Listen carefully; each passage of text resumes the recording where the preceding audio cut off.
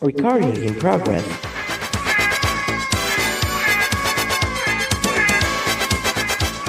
I have perfect Yeti. Hello, Moses. How are you? Hope you're fine. This is the Shy Yeti Show. Okay, away you go. Aloha. Why have I got horns? Oh no. Oh, it's the Shy Life Podcast. Oh, there's going to be some drama ahead. All I wanted was a pie, and then I hatched out of an egg. Okay, bring the mic over. He's ready to record. Is it metaphorical? Is it deep? Your show's getting so international, Paul. Good boy. He's not all that shy is right. Such a win. Blimey, Governor. It's the Shy Life Podcast. Oh my goodness. Hello, Paul. I don't know how he does it. Excellent. 818.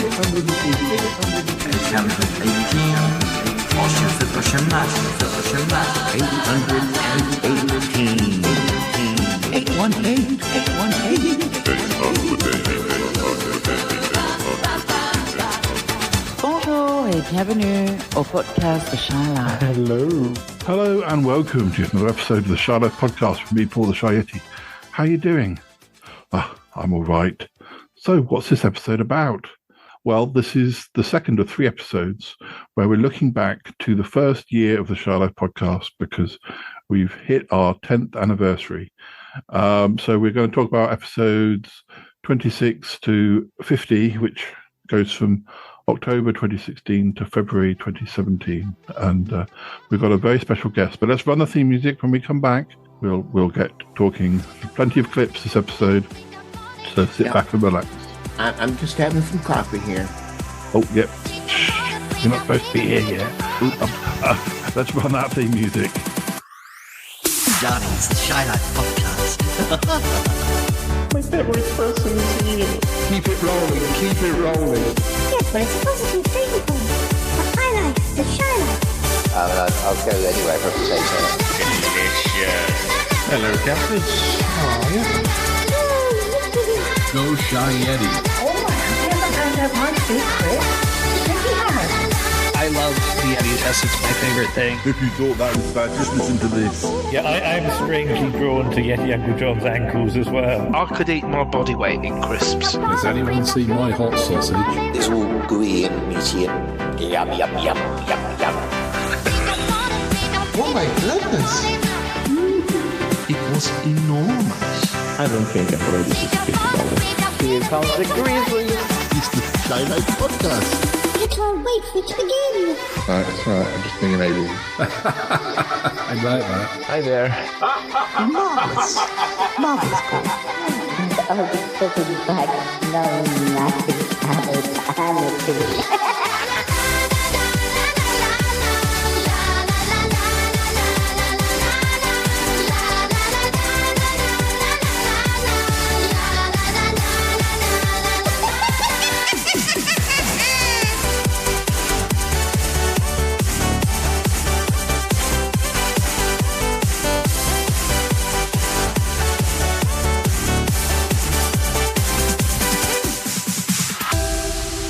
Okay, we are recording.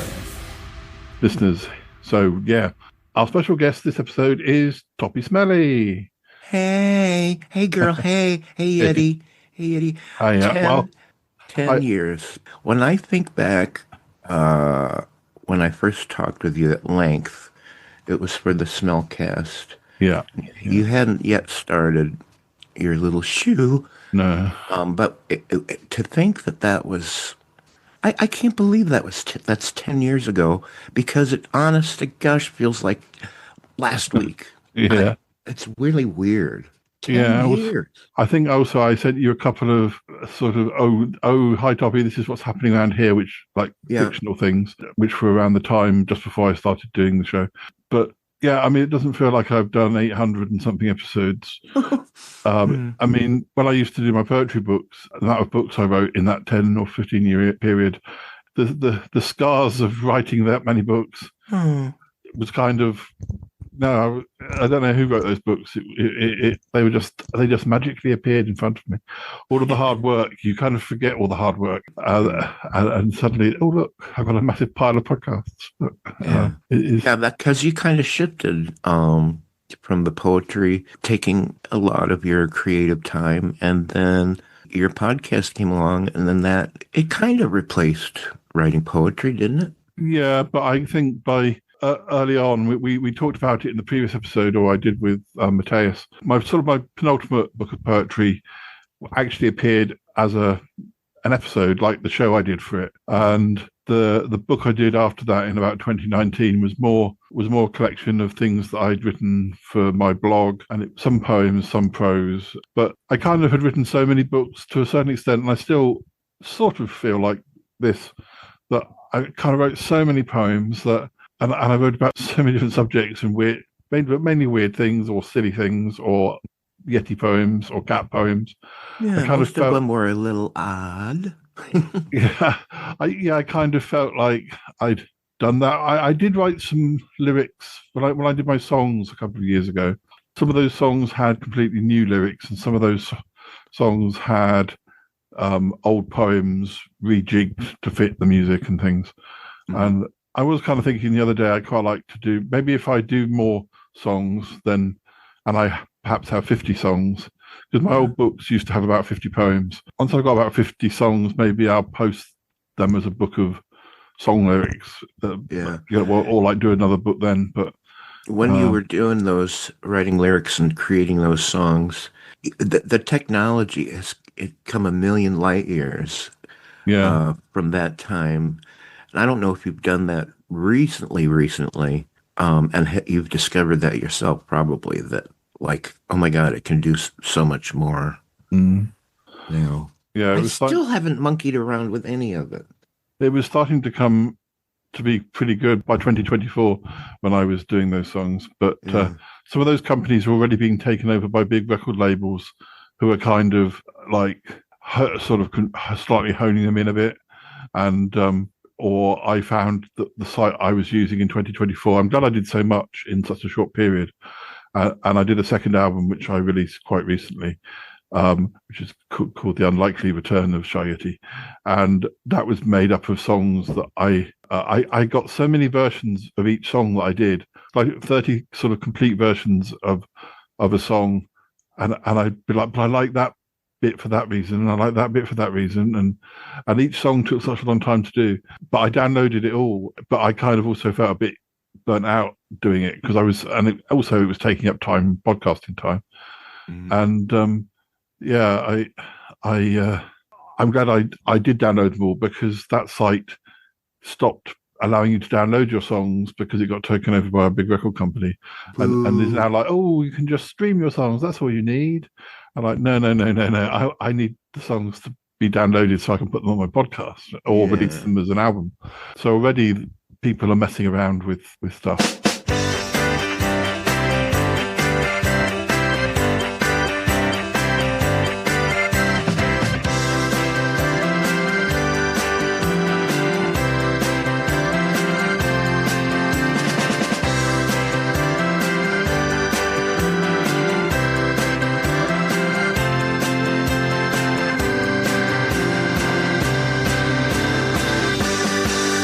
Well, we're going from the present and the future back to the first episode I want to talk to you about is from October 2016. Ooh. And we'll have plenty of clips. Now, you had already made your first appearance by this point. It was around the time where you'd invited me on the Smellcast for a 2-part episode, and you came to me for a 2-part episode, and then sort of by the episodes we're about to discuss, you appear quite a few times, but let me tell you about the episode 26, which is called Art for Art's Sake. It was with my friend Carrie, who was an American friend of mine, who was, I think he was studying in France, and he came over to London, and we went to a modern art gallery, and was sort of, we had a bit of a conversation about like modern art, because I like modern art. But I like modern art that looks like someone's taken a great deal of time to make it. Okay, I think I know exactly what you mean. Yeah, whereas somebody's unmade bed, I'm kind of like, oh, if you'd have told me you could have come around my house like any day of the week and given me £1 million, because I've got an untidy bedroom. Would you like that? Would you like to give me £1 million? So I prefer like some massive canvas where you think, oh my goodness, how did they manage to do that? And that looked like real hard work, really talent.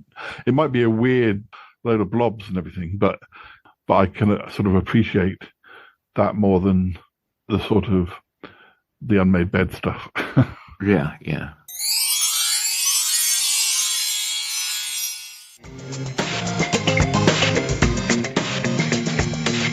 Well, next up on the Shy Life podcast, we've got an old friend of the show who's back, and we're just going to have a little chat. It's not a big interview. We're just going to talk about the fact that the year is coming to an end and that we're entering autumn. Hello, guest. Introduce yourself. It's me. I'm Carrie again. Hooray! And you're back. I think. So, how are you doing? I'm all right. So, what's it like in France during the autumn? It's not like it is in England. I think it's different. It's different in the sense that each little region has a bit of a difference. Northern France, where I worked and have been enough times, I would say it gets distinctively colder. There's more clouds in the sky, and maybe there's a color change. But living in southern France, where there's so many plants, I think more bloom during the summer, and then the blooms mostly go away by the fall. That's what I've noticed. Yeah. Well, I went to Lyon for my birthday, which is November, and yeah, it was just a really nice. It was a bit of an escape from how cold it was back in England, and the same. I've been to Nice quite a few times that time of year, and it's just sort of pleasantly warmer than it is back home. So have you seen snow when you've been in France? I have once. It was 2 years ago when I was working in northern France. It was very, very odd. Because normally you would have already seen snow by then. When I started teaching in 2014-15, before my master's in southern France, I'd noticed it was snowing, and this was after I'd started in October, but it was in the middle of January, I think. And it was so odd because I'd never seen it snow before here.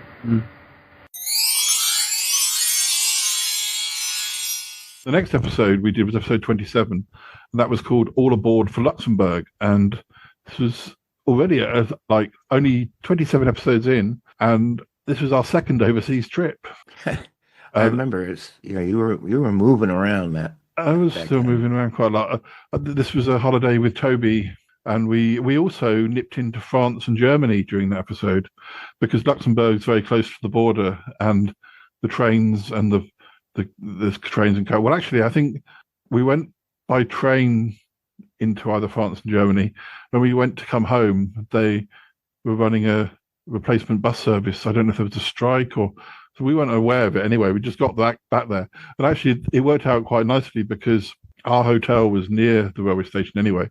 And we got to come back via sort of like a mountainous route on the coach, which we wouldn't have done if we'd gone by train. So we actually saw more countryside because there was a problem. Nice. Luxembourg was a really nice place. We had a really nice trip. I still kind of regret, because back when I did my Shy Yeti on location videos where I did my poems, of course, you got to appreciate how beautiful the places were. Podcasting overseas, really, I could just be sitting in the studio pretending I'm in Luxembourg, but you have to kind of think, well, how can I make this as Luxembourgy as possible, but only on audio? So yeah, you have to try and get people talking, or church bells, or just something. I've got some overseas trips planned for later this year, though, and I'm going to do videos this time as well. Just because I can't say too much, but one of the trips I'm doing, there's no way I can just say, oh well, audio is enough. There's no way that audio is enough for one of the trips I'm doing this year. So, okay. But I'm still glad I've got something from that holiday.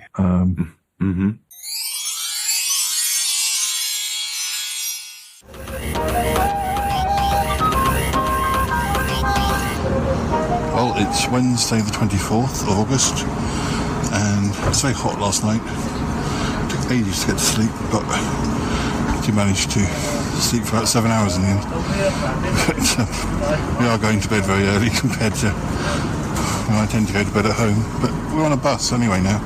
We couldn't be bothered to walk into the old town, so we got the bus. We weren't quite sure where you got the ticket.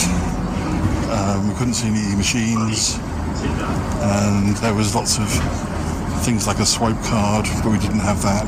So I said, well, let's just go and speak to the driver. And we got there was a €2 flat ticket that you can use over a 2-hour period. So we got that. €2 is very cheap. It's another lovely day. Blue sky, no clouds. Yeah, we're going to probably get a picnic lunch and go down to the gorge.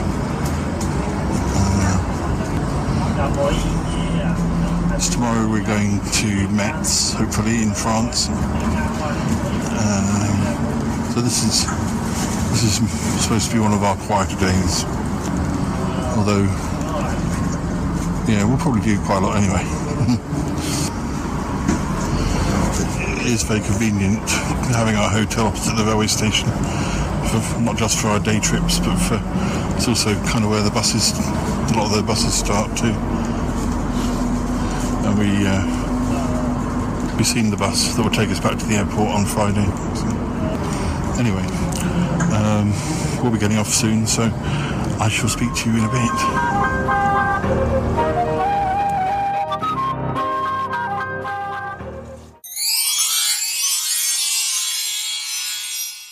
Yeah, well, next up we have episode 28, In Sickness and in Health.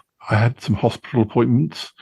Dealey had to go to the vet, and wifey Jo, and I met up. She'd already appeared by this point as well. So, quite a lot of the regulars. I miss wifey Jo. I know. Do you from her at all anymore? Well, I saw her at the end of last year, and she did some little bits like around our Christmas episode. I got her to do because I think it was around the time of episode 800. She did a congratulations on 800. Or happy Christmas, and then we said, we'll because it was literally done. We met for lunch, and the trouble is the pubs we go to for lunch, they often have copyrighted music playing. So whereas we used to chat in a pub where they didn't play music. So we literally recorded in her car, and I said, can we do three really quick bits, please? We were intending to sort of catch up next time, but hasn't been a next time yet. So, but yeah, she's been busy because she and her husband were buying a new, her other husband, her official husband. Really? Yeah, they were buying a new home, and that's taking up a lot of time. Right, and at this time, you were still working 9 to 5. Yeah. Sometimes you locked yourself in a closet at work and recorded. Yeah, it was a storeroom. It wasn't quite as small as a closet, but it was. I did lock myself in though, because it was quite a good place to record. There were quite a lot of mentions of the college back in the day. What I've noticed is that even some of the regulars, like the Yeti Uncle John and Cromitty, Yeti Uncle John definitely sounds different in the early episodes. I don't know what was wrong with his throat. He obviously had a bad throat or something. Cromitty sounds the same because Cromitty existed. I mean, they all existed, obviously, but I didn't. Yeti Uncle John and I hadn't worked together before, whereas Cromitty and I had worked together on Sutton Park. So Cromitty's voice was the same probably as it had been in the 90s. Right. Holiday. I would like to go to Italy. I've never been to Italy, and I would very much like to go. That's my list. Somewhere like Venice. No, I'm not linking that into your next holiday. You just no, they'll hear enough about Venice. You get too much leave. So I would like to go to Italy. I'm not necessarily that bothered about where, if you know what I mean, because I've never been to anywhere. So that'd be quite nice. Florence is pretty. Yeah, well, you've said it's not too. Because Venice can get a bit tiring, and also you can do day trips to Pisa, and you can do there's some nice coach trips to to other towns. Lucca, that's a nice town. There's also one which kind of takes you around the wine district, and you stop at. Some of these towns are not, or cities aren't. It's not enough for a whole, say, 4 or 5 days just there, but they are great for nice to visit. Yes. Yeah, like when I went to Luxembourg, and when we go to Nice, we always go for day trips. You know, you get fed up with the. Yeah. For a day trip, sort of a day trip. Day trip I'd like to do, and I'd like to try and sort out for my 40th birthday. Is in like 15 years' time. Oh, if only.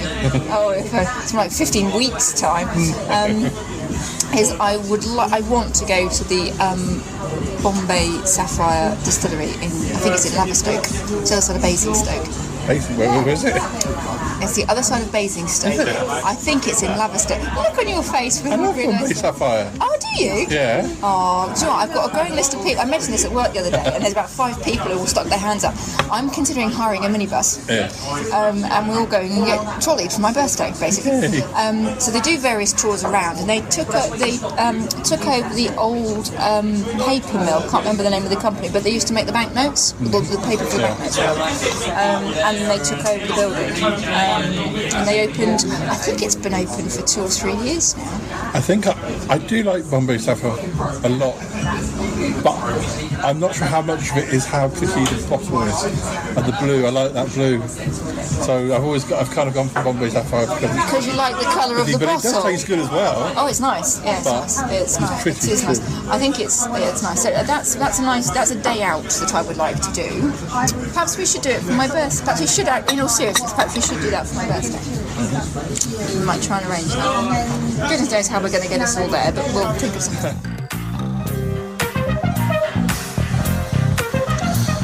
So, Dealey, will you tell us about the problem?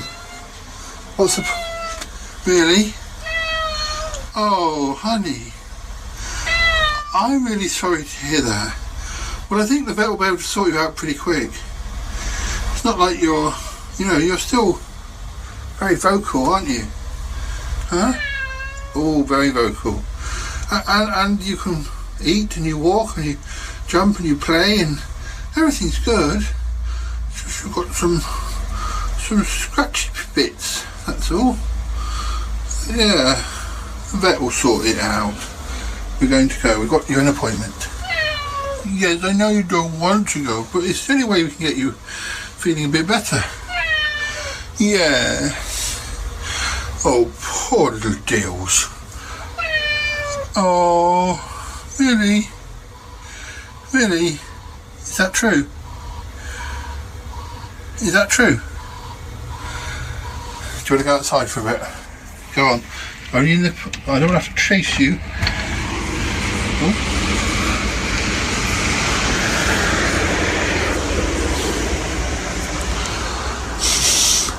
So I'm not the only person who has been having hospital visits and who needs a bit of looking after and a bit of help with their health. But the lovely Dealey is also a little bit under the weather. He's got some sort of bald patches he's developed on his side. He's been over grooming, and he's basically a house cat.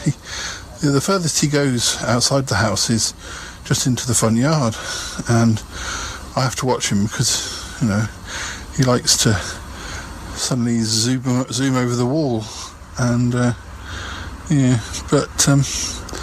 so we've arranged a vet's trip on Saturday, so it's not just me in the hospitals, it's Dealey in the vets, but he's not been to the vets for quite a while.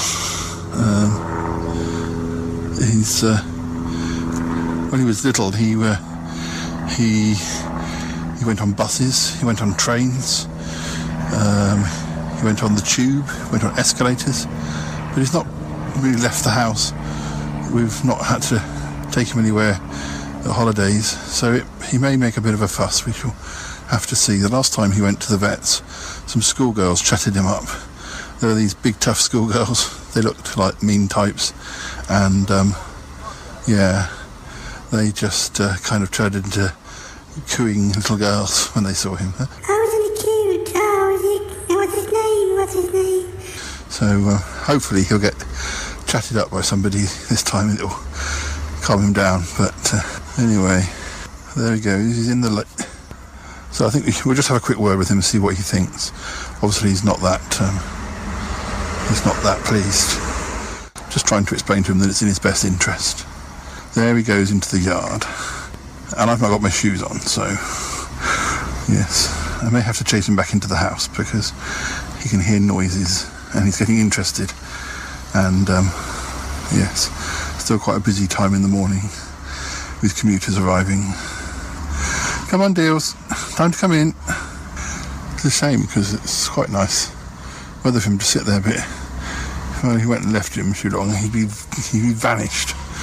And there are a few other cats around here, and yeah, I don't want him to be getting into dialogues with them. So, come on, Deals, it's time to come in. Yeah, he didn't pay any attention to me. This is why I don't let him out for long. Come on, Deals. Come on. Come on. Come on. In the house. In the house. Thank you. Yes. Did you enjoy that? Don't worry, you'll get to go outside on Saturday, inside a little cage. That'll put him off going outside for a while. Dear, oh dear. Now he's going off for a sleep. Wish I could. Got to head back to the hospital. Our next episode, episode 29, is my first live 548 show. Oh, wow. We'd have to listen to that one because I couldn't get it set up so that people could come and join me. But then, in a way, if that happened, there would be no listeners because we would all have been on the show. It would have been like Chatterbox, basically.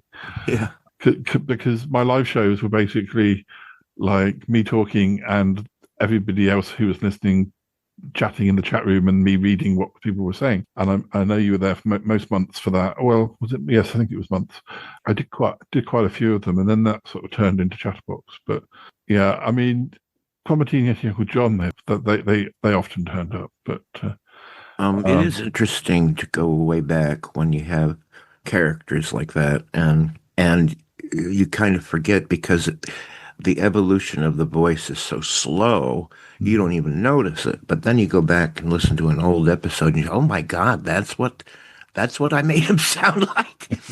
And it can often be really different. Like Roger Bunting, a character on the Smellcast, when he came out, he sounded very different to what he does now. But you day to day, you don't notice it. But it's interesting anyways. Yeah. Also, I have tried to. I mean, once Ick joins, which I don't think Ick joined in the first year, or if he did, it was a little bit later on. But Ick was always Ick was pitched at the same pitch level as Sassy, as an ode to Sassy, but some of my characters were pitched higher. But I've slowly reduced them, so I would like to be able to do like you do with Aunt Tappy, not have to do any special. Well, most of your voices you don't do pitching at all, but other than Sassy, obviously, because you don't sound like that. But yeah, I'd like Bettina to kind of be able to be done like Aunt Tappy is, but I still boost her a little bit, but nowhere near as much as I used to. I think of all your voices, the one that sounds completely unlike you is Bettina. Her inflections and everything are so not you that it's like it's. I remember being a bit sort of like, is this working? Is this? I was hoping people would write in. Oh, that's right. Oh, she came in as a, what do you call her? Agony aunt, yeah. And that's what her function was, and nobody wrote in. I mean, these days we just get AI to write us letters, but yeah. And also, I was like, am I even doing is the voice even any good? And then I thought maybe she's a drag queen. I remember. Yeah. I was kind of going to get rid of her, and you said, "Don't you dare! Don't you dare!" No, don't you dare get rid of her! I told you. Yeah, you told me that, and I didn't, and then that's when we sort of discovered that she and Tappy knew each other, and became the force of nature she is today. But yeah, she was a little bit, should I continue with her at one point? All right, go ahead. I am now recording. Psst. Hey, listen. It's the Shylight Podcast with me, Shiny. He's not that shy. Okay, hello. Right. This is my first Pride 48 show. Let's run the theme music. Oh, no, that's... There we go. Maybe let's start the theme. All right. Go ahead. I am now.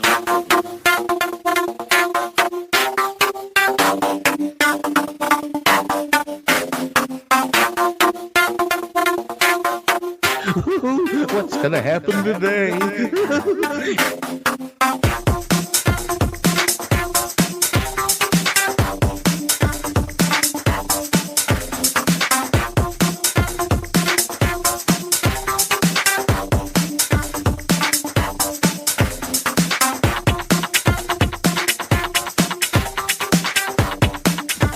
Right. Hello. Let me just stop the music. Oh, no, that's starting it. Right. This is a good start. Hello, and welcome to the Shy Life Podcast. It's technically episode 29, I think. But because it was a pilot episode, it's sort of episode 30, but let's say it's episode 29. Right. Now, I will be popping into the chat room on and off throughout the show. I just want to make sure that everything is recording okay, so that I can share the show with people who aren't able to listen to it live. Now, what have we got in store for you? Well, there's a few of the regular guests from the show. I've got them lined up. Well, okay, I've got recordings of them lined up. But now I was going to start this. I had all planned. I was going to say that you were listening to Prude 48. I was going to do a silly accent and go, my goodness, how are you? Oh, goodness me, welcome to Prude 48. Blimey, yes, yes, but this, yeah, it wouldn't have lasted very long. I couldn't have done a whole show like that. But yes, Prude 48, where we just talk about sort of, I don't know, love letters and glances at people on the train and things like that. Now I'm just going to see who's in the chat room before I continue. I've got so many different boxes up and down that Tim and Alaska is there. Well, I know Tim was there because I talked to him before the show. And Toppy, hey, oh, you can hear me. Even better. Hi, Toppy. Right, well, I will be back in the chat room, like, sort of, once we've done a bit more, because I need to focus on one thing at a time. But whilst we do, before I come and tell you what I've been up to this weekend, I think I should play you the next of my... Oh, what was going on there? Good, because you can all hear me. Good. I'm going to play... Well, Toppy missed himself, actually, because he's at the very start. His voice is at the start of the episode saying recording now, and then he comes in again. Here you go, Toppy. This is the bit you missed. All right. Go ahead. I am now recording. You see? That was you. And then you do the other bit. What's going to happen today? He doesn't get any credit. He doesn't get credit. He doesn't get credits. He doesn't get any money. He doesn't get paid for that. But so yes.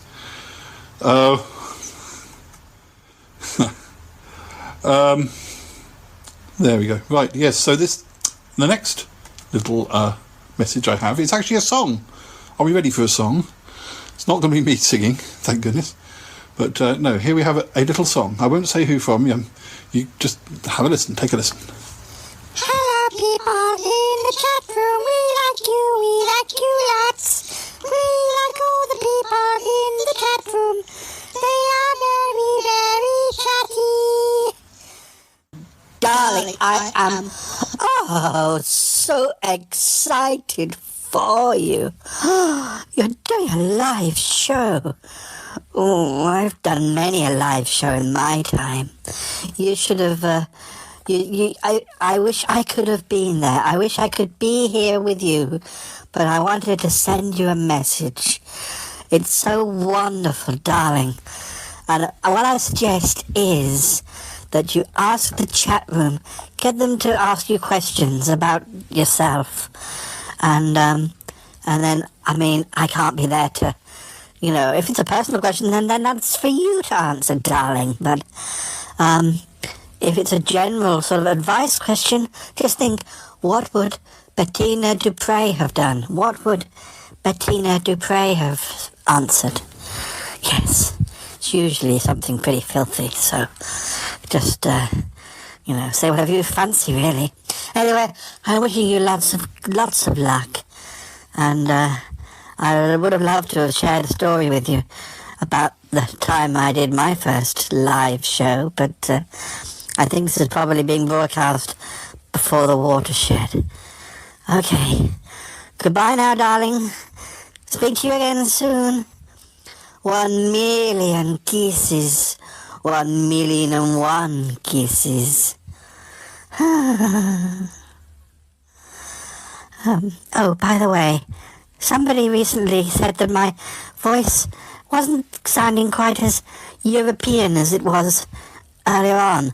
That's because I'm not European.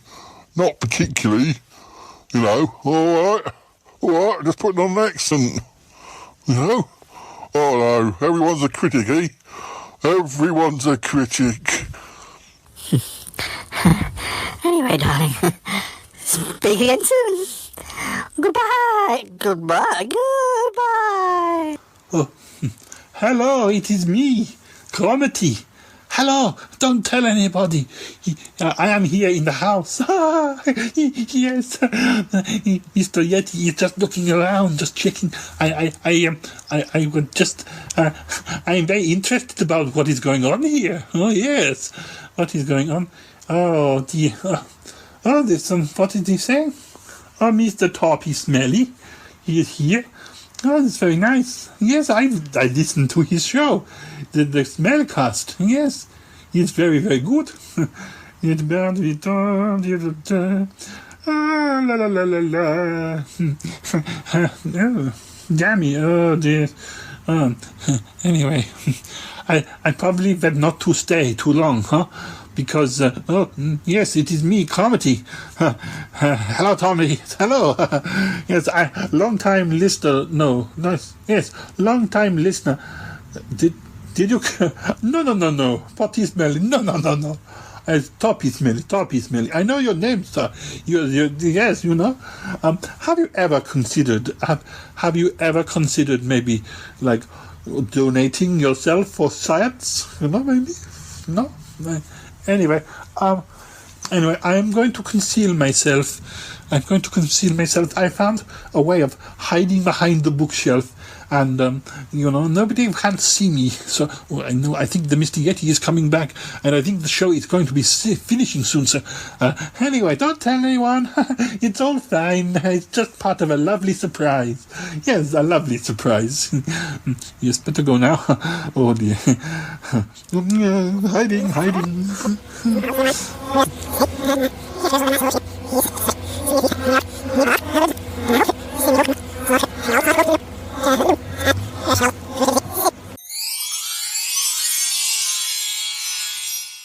Our next episode was our first Halloween episode, episode 30, Say Hello to Halloween.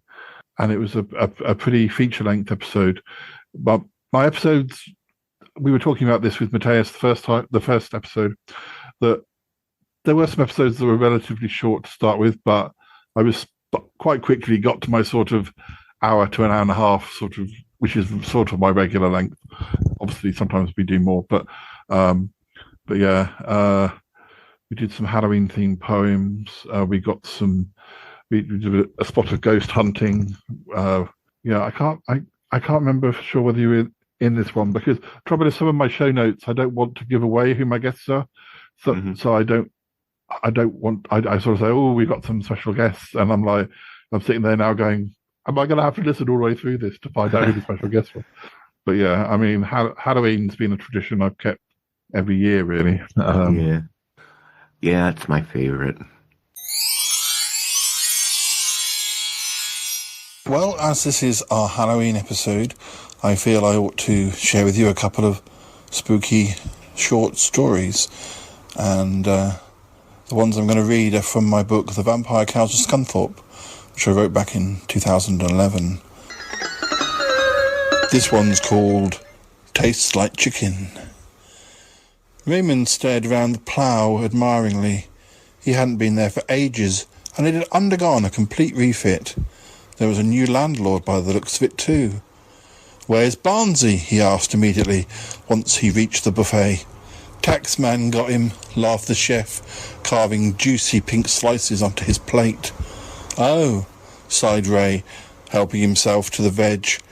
"I liked him." "You will do," the chef beamed. Rather odd reply, Ray reflected, as he began eating. He soon forgot the food was superb, yet he was unsure what the meat was. He mused. "Tastes like chicken." Yes. This one's called Something to Chew On. Samantha was being patronised. "Great," Reggie nodded. "Your hard work's really paid off, Sam." His voice sounded false. "Come and see my pride and joy," replied Samantha, leading him across the greenhouse. Reggie nodded. He wanted more than just stupid flowers. They crossed to the plant. It was large, yellow and sickly smelling. "Nice," he agreed. However, the flower, a rather violent cross between a Venus flytrap and an alligator, wasn't quite so flattering, and found Reggie a little tough and chewy. Samantha loved her plants, and more often than not, they really seemed to love her boyfriends too. This is called Silver Bullets. The hunter frowned and took a breath. It was now or never. He had the werewolf in his sights, and if he didn't fire now, then he risked it escaping. Despite the chill wind that blew across those bleak moors that night, he scored a direct hit, hitting the wolf straight in the heart. As it fell, it saw him, and its eyes were full of intense hatred. The hunter fired a second time, hit the wolf once more, and this time it fell back. Once the wolf had stopped moving, the hunter nervously crossed the scrub and heather to examine the body, expecting to find that the creature had turned back into its human form. He had long speculated over the monster's true identity, but wanted to be sure that he was right about it being the ex-politician and bon viveur, Lord Vivian Montgomery. Only the wolf was gone. But how? "Cheap silver bullets, darling," announced the werewolf flamboyantly, placing its paw on his shoulder with a little too much familiarity. "You should have gone somewhere a bit more exclusive. These aren't silver. I don't think they're even brass, dear. A lick of silver paint at most." The hunter backed away. It was pointless to reload. "Have pity," he cried. The werewolf smiled. "Oh, go on then. I tell you what, honey. As you're a first-timer, I'll count to 10, and then come after you. Go on. Run along." The hunter began to run. 1, 2, 3, 4. This one's called The Restaurant Critic. Bernard Achilles growled. In all his years as a critic, he'd never seen anything like it. "This seafood paella is disgusting," he declared, although nobody listened. He'd barely tasted it, but now most certainly didn't want to. It clearly wasn't cooked. Something amongst the spicy rice was moving. "Waiter," he called, but no one came. Something in his paella was watching him. He could see an eye. Were those tentacles? By the time the waiter came to clear his plate, it was too late. Bernard Achilles was long gone, lost somewhere within the belly of his dinner. This one's called Peggy Sue's Pet Tumbleweed. Peggy Sue's pet tumbleweed was hungry. Feed me, Elvis hissed. I'll try, honey. Times are hard. Her diner had closed, her family were dead, and even her rival, Jenny Rose, had moved back to Vegas. But Peggy Sue and Elvis remained. Trucks passed the diner every day, but whenever one broke down on the desert road, she liked to help. A short, sharp blow to the head with a spanner usually did it. Dinner's ready. Elvis would arrive soon. She could hear him outside chewing the bones. Meanwhile, back in the kitchen, pots were steaming. It sure smelled good. Us podcasters and listeners know how important sounds are. This is called a peculiar method of research. They say he stalks the streets, his victim screams echoing into the night, the frantic cries sounding like... Frederick frowned. His new novel was going badly. "Tickets, please," called the train conductor, entering the quiet carriage. Clumsily, Frederick let the ticket fall, but the conductor just smiled and bent down for it. However, as he did so, Frederick produced a large axe from his briefcase and then calmly hacked the man to death. Once he'd finished, Frederick turned off his dictaphone. It now contained invaluable research, the recorded screams of his victim echoing into the night.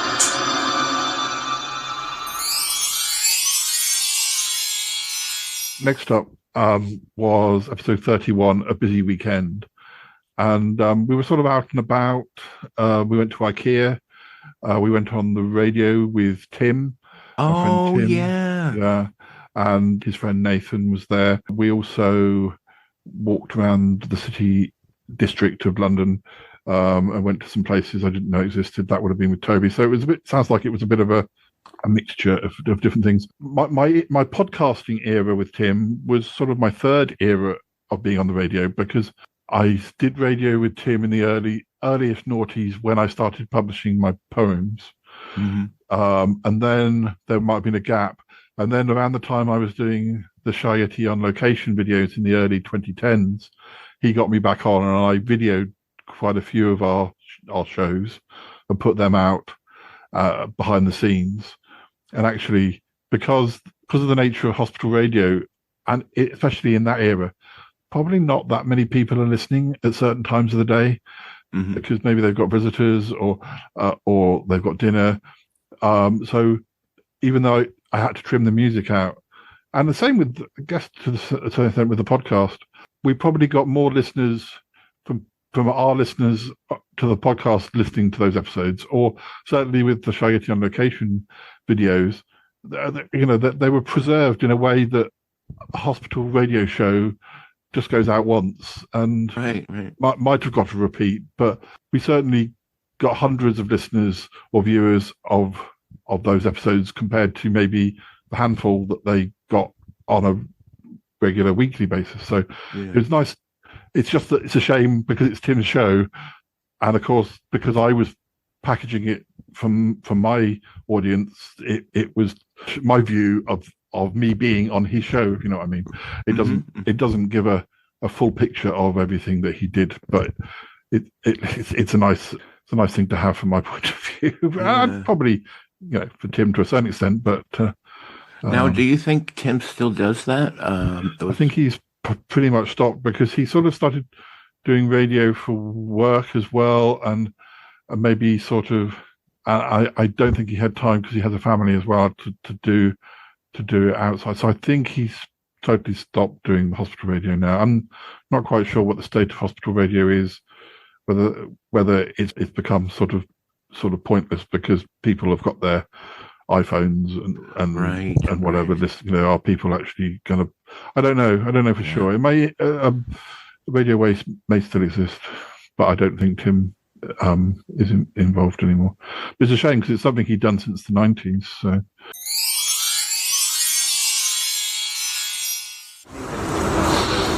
We're at Temple Bar, which is right by St Paul's. It originally stood on Fleet Street. In 1787 it was dismantled due to traffic congestion. I kind of understand that because it's quite small. It was reassembled in the grounds of a country house outside of London and only recently returned to the city as part of the redevelopment of Paternoster Square. That's when they built all this new shit. It's been like that for quite a while. Must be like that for at least 10 years now, if not 15. Yeah, it must be more than that. Follow the map to Ave Maria Lane, where immediately on the left is a small lane that leads to Stationers Hall. Follow the map to Ave Maria Lane. So under the gate or down that way? Is that number 9?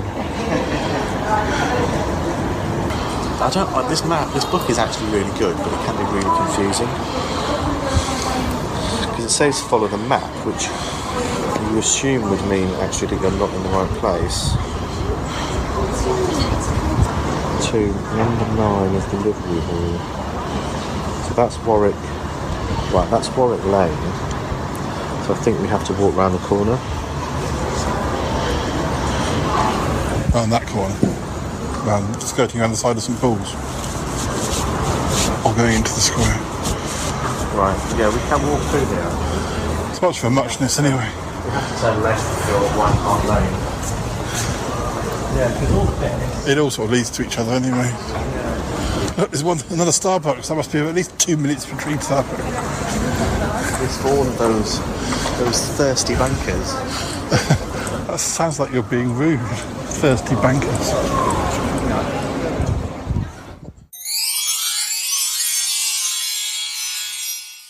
Next episode was episode 32, and it's called It's My Party, and it was released on the 3rd of November, and I received a slightly early birthday surprise from Yeti Uncle John and Damius Twinklehorn, because Damius was a character that came in very early, but he was not somebody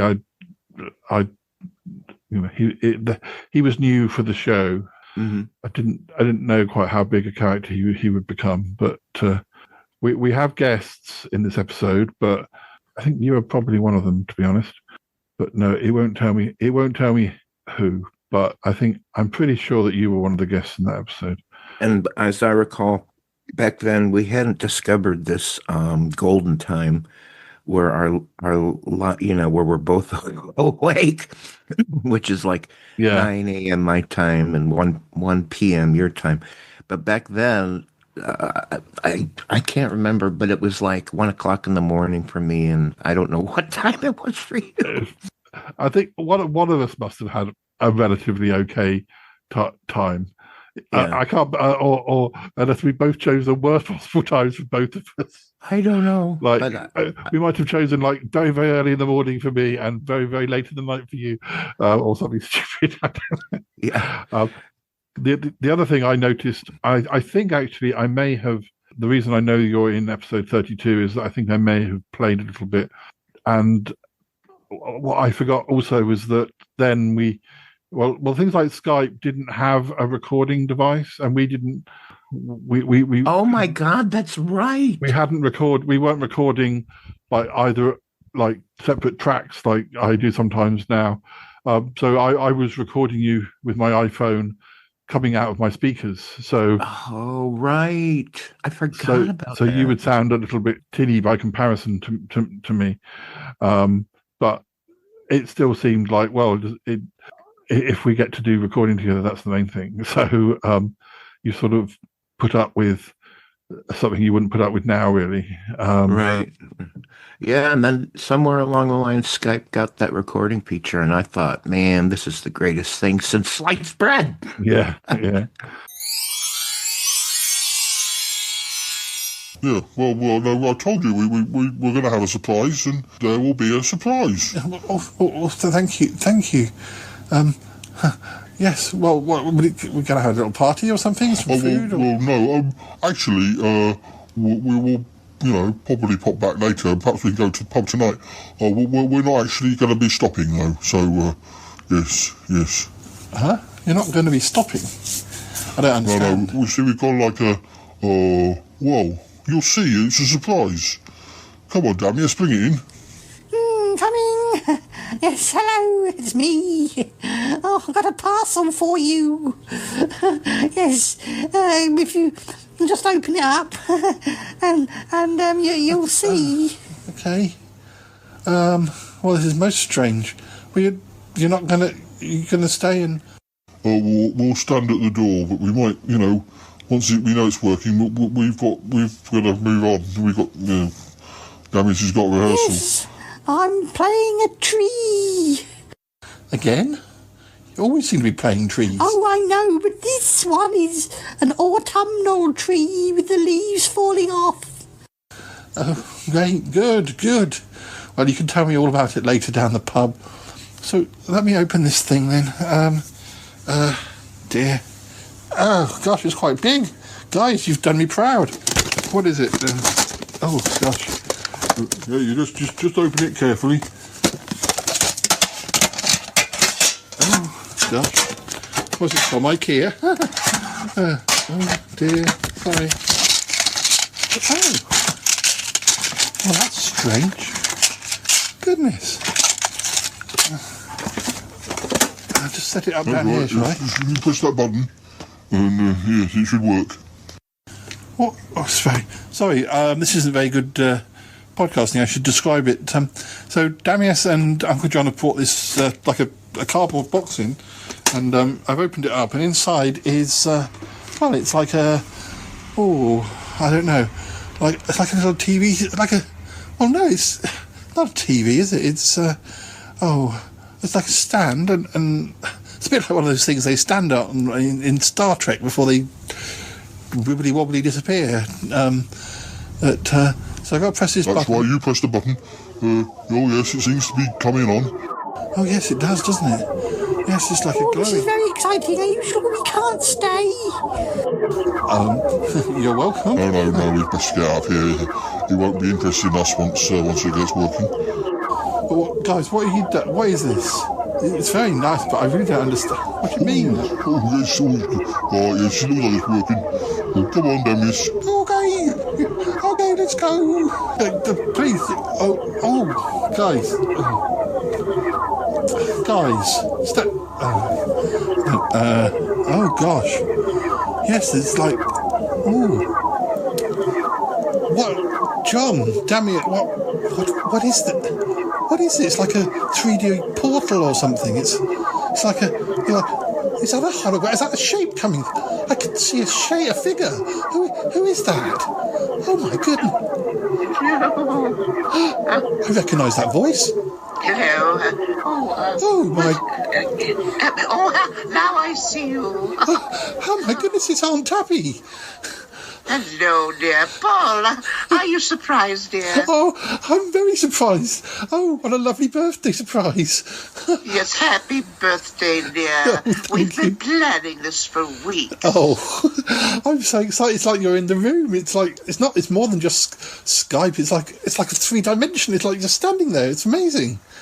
Wow. Well, I must say, I don't understand the technology myself, but it is quite extraordinary. It is. It's amazing. Wow, how are you? I've listened to you so many times, and I've heard your voice, but to actually meet you, it's amazing. How are you? Oh, thank you, dear. You're so kind. Well, I'm fit as a fiddle, you know. Oh, I'm so glad. And I'm just feeling wonderful, and I just am thrilled to be here.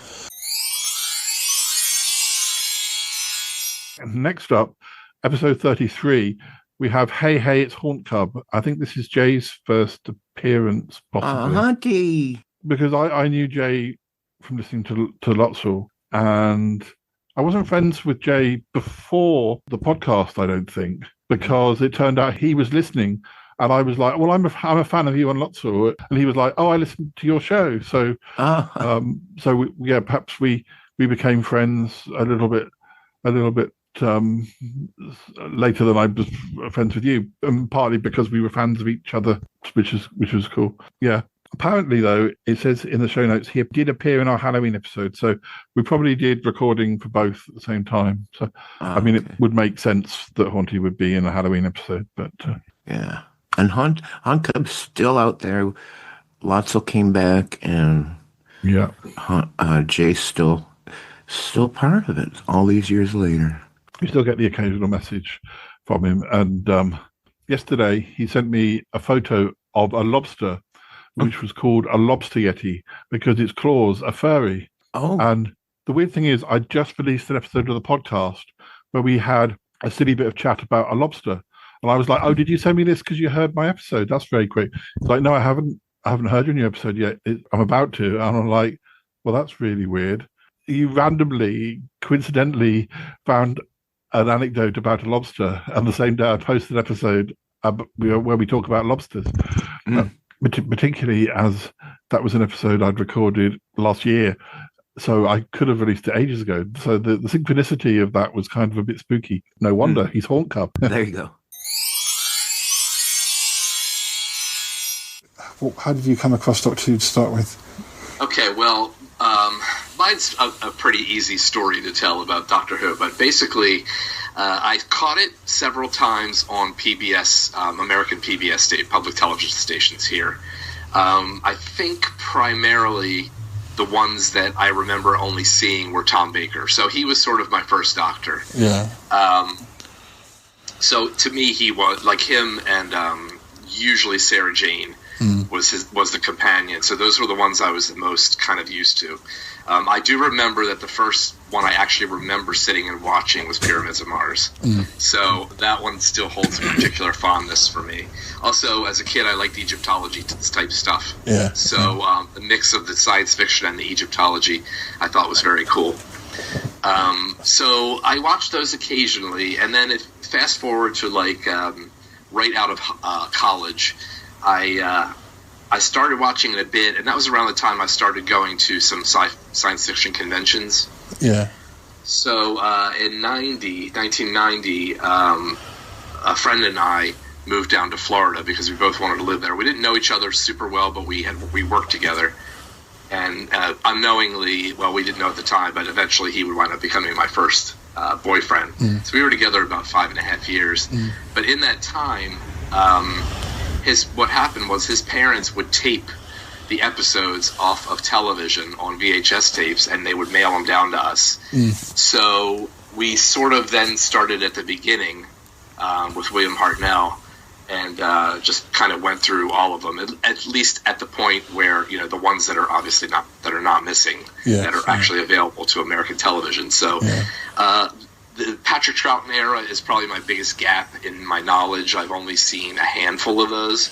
That is a really, well, it's become less of so, but that for a long time that was the least sort of represented.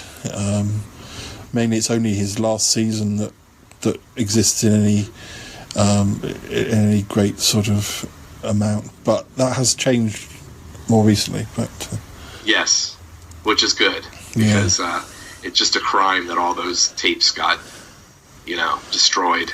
I remember there being an issue of the Doctor Who magazine because they got really good records of where everything was sent and what countries bought. And I think that's why there's so much William Hartnell stuff still exists, is because obviously it was probably sent to the most countries, or certainly in that of the black and white stuff, it was sent to more countries. And so, like the first couple of seasons, that's why quite a lot of those seasons exist. But right, exactly. And those seem to be a lot of sort of semi-historical dramas. They seem to get away from more of those as they went through the various incarnations of the Doctor. I did start watching the new. Well, it's funny to call something from 2005 now the new series, but I have watched that from the beginning. I do really enjoy it. I don't look at it. what I have to do to keep my Doctor Who sanity is I have to look at it as a separate show from the old one, with some common elements, because I mean, I know some of it's just looking back through like nostalgia or whatever, and even though, you know, they had the cheap sets, they did the best they could do with the budgets they had. And I just feel like the stories were much more interesting and in-depth than they are now. I feel like they've made things too grand, on too grand of a scale. Like everything's universe-threatening. It's not just the Earth or whatever. Yeah, I never because I think what some the producers would probably say is, oh, you know, we couldn't do it back then. But then it was the fact that you were seeing the very like the sort of seeds of the invasion that was the good thing, the small scale of it. I'm not interested if the Cybermen are invading China and Japan and America and everything. I just wanted to know about this particular building in Kent or something like that. And how does it affect me? Yeah. Next up, we have episode 34, Pushing the Boat Out. So, although this went out in November, the episode had been recorded in September, and I don't think this involved us going on a boat. I think we were pushing the boat out because the episode involved Paul from school and his husband Alex, and we went for a nice dinner at Rules Restaurant in Covent Garden. And it's quite an expensive restaurant, so that's why we were pushing the boat out, because that's okay. Yeah. Now, Rules appeared quite a few times on the show. Little does it know, and there's a recording that hasn't gone out yet where Paul and I recently went to Rules, and I've definitely done a few episodes where I've recorded with Paul whilst we've been eating, but there was definitely one episode where I then recorded stuff later on, and we kept cutting between the Paul and I chat and Yeti Uncle John and Cromitty and a few others outside peering in, pretending to be window cleaners, because they thought, because I was meeting in a posh restaurant, they thought it must have been a plot line about, I was like fed up of them, and they were worried that I wanted to replace them, and they thought I was meeting with a big time like showbiz entertainer person. And they were trying to find out what was going on. Why was I having this dinner in this posh restaurant? And I kind of remember that. Yeah, I don't think that was this occasion, but this is probably the first occasion that Rules appeared in the show.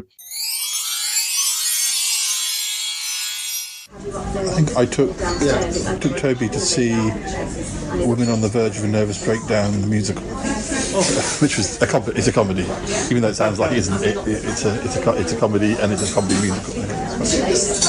Oh, right, okay. Was it good? Okay. Did he like it? Yeah, but the lady who was supposed to be, I can't remember who the actress was now. She was supposed to one of the draws that made us want to go. She was sick. I know they might say, well, you're coming to see a show, but it might be the sway that the person, Glenn Close being in it, might be the sway.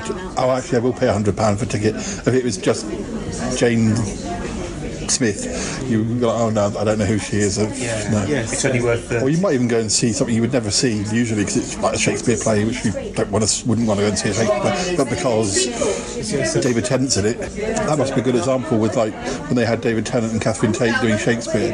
Must be loads of people who would never go and see Shakespeare who went to see that because David Tennant and Catherine Tate were in it. And that's the only reason they wouldn't have touched it with a passport. That's a good point, though, isn't it? You are paying a premium. I mean, we saw Macbeth, didn't we? The remake, well, a version of Macbeth, which is a long. Anyway, we went to see the play, and visually, I mean, it was amazing, wasn't it? They had a scene where someone comes out of the ghost, this ghost scene, and they come out from the ceiling, and you're not expecting it at all. That was really good. But I tell you what, 3 hours, but it was well over 2.5 hours of that, even with an interval. And you think it's quite hard going. I think the only time I've seen Shakespeare voluntarily was when Nick was in it, because I was supporting him, and it was interesting to see someone you know that well doing it. Yeah, I can understand that. That's what you said. You said and I said it's not. Senility is something in the room. And I said to you, yes, but it's not one of his comedies. It's a. I suppose it's a tragedy, isn't it? It's a tragedy. That's just like one of the witches, isn't it? Oh, so you had your own costumes, and you didn't. Lovely, thank you very much. Thank you. That's delicious. So they usually bring in a big tureen. Only, it's like... I'm on a diet. I pretend. only really intelligent people can appreciate what they're getting. Only the elite understand. Is it the Emperor's New Dinner? Yes. It sounds lovely. It's basically it's fresh air. This comes from... This comes from... Okay.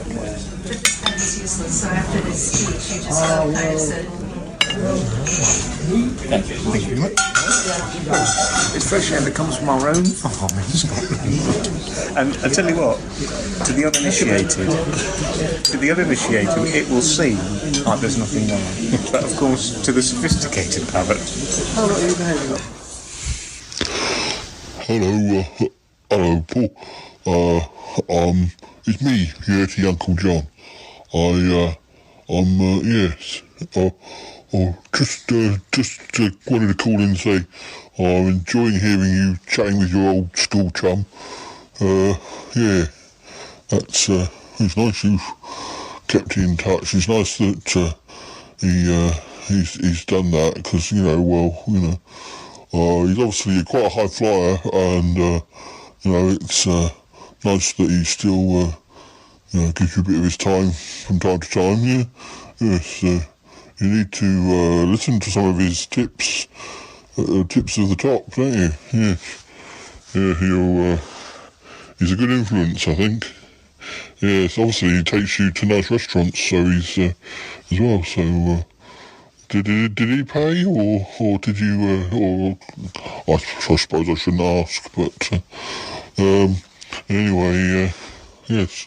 Well, I hope you had a nice meal, and looking forward to hearing more episodes from you soon. Yes.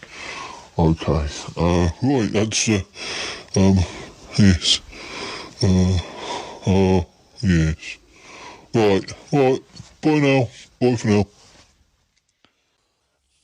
Hello, it's me, Darius Twinghorn, and I'm just calling to say that I'm enjoying your episode 34. It's very interesting hearing about all the food that you're eating. It sounds very yummy indeed. Goodness me. I once had to play a waiter in a play. Yes.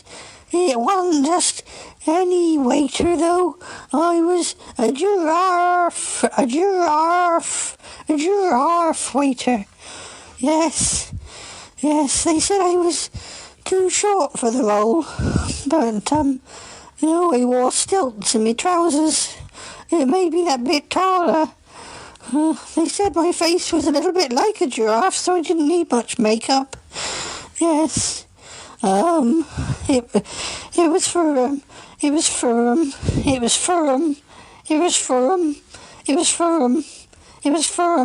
A version of Wind in the Willows. Yeah, party theme. There was a waiter, a giraffe waiter, that was me. Yes. Yeah, nobody came to see it. Never mind. Anyway, I'll speak to you again soon. Keep up the good work, and I shall tell you some more of my stories soon, perhaps. Goodbye from me, Darius Twinghorn. Bye now. The next episode 35, was my second live 548 show. I wasn't a 548 show right from the start. I asked would they consider me because I was the only non-US show on 548. And I'm not sure there have been one or two other people who've been on. I think at that time Scotty the Little Aussie Battler was still recording. Yes, he was definitely recording. He was off. Yeah, so it's probably I was the only UK person. I wasn't the only overseas person, but I was the only UK person at that point. Yeah, only UK show was something called Flat 28 or Flat 58 or Flat something. And they used to be quite prolific, and then it was one of those podcasts that just sort of disappeared. But Flat 29, I think that's what it was. And anyways, that was from the UK. The thing is, we're celebrating the 10th anniversary, and I've done 800 and something episodes, and yet I still feel like sometimes I'm like one of the new boys. I think quite a lot of people who aren't regular listeners would be a bit shocked that what, there's been that many episodes, it's been that many years. But apparently in episode 35 I talked about my poetry collection Are We There Yeti from 2013. I don't know why we were talking about that particularly, because maybe I just thought, it might be quite nice to read some poetry live, because it wasn't a particular anniversary. And apparently I have a new unpublished poem that I read on that episode. Now, where's the chat room? Let me get the chat room back up. Yes. Goodness. Damius. I always feel a bit sorry for Damius. Yes. Jay's waving at Damius. It was pre-recorded, Jay, but yeah, I'll pass it on. Oh yes, just a minute. There's quite a few things going on here in the. I do feel sorry. I must say, I do feel sorry for Damius, though. The idea of him playing a chat room, and yes, it gives me the shivers. But before I read what's going on in the chat room, I just wanted to mention that I actually got a message today from one of Damius's relatives, his sister Tallulah Twinklehorn, Tallulah Twinklehorn, and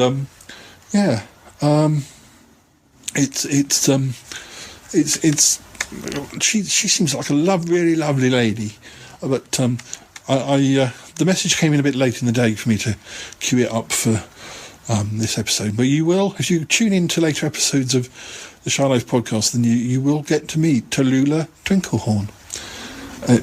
She really is Damius's sister. She really is very. You can tell that they're related, let's say.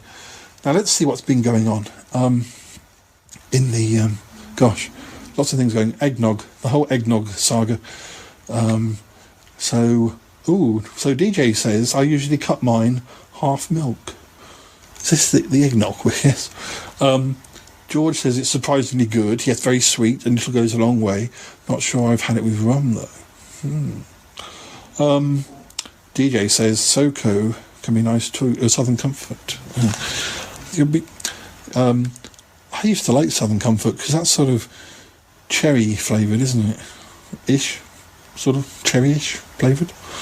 But a lot of these really sweet drinks I haven't had for quite some time. Because I didn't really start drinking until I went to university, so everything was new and everything was sort of trying lots of different things. And some of the things I drank when I was 19 or 20, I probably can't drink now. I had a very bad incident with was it not Cointreau? That's orange. One of the ones that's coffee flavoured.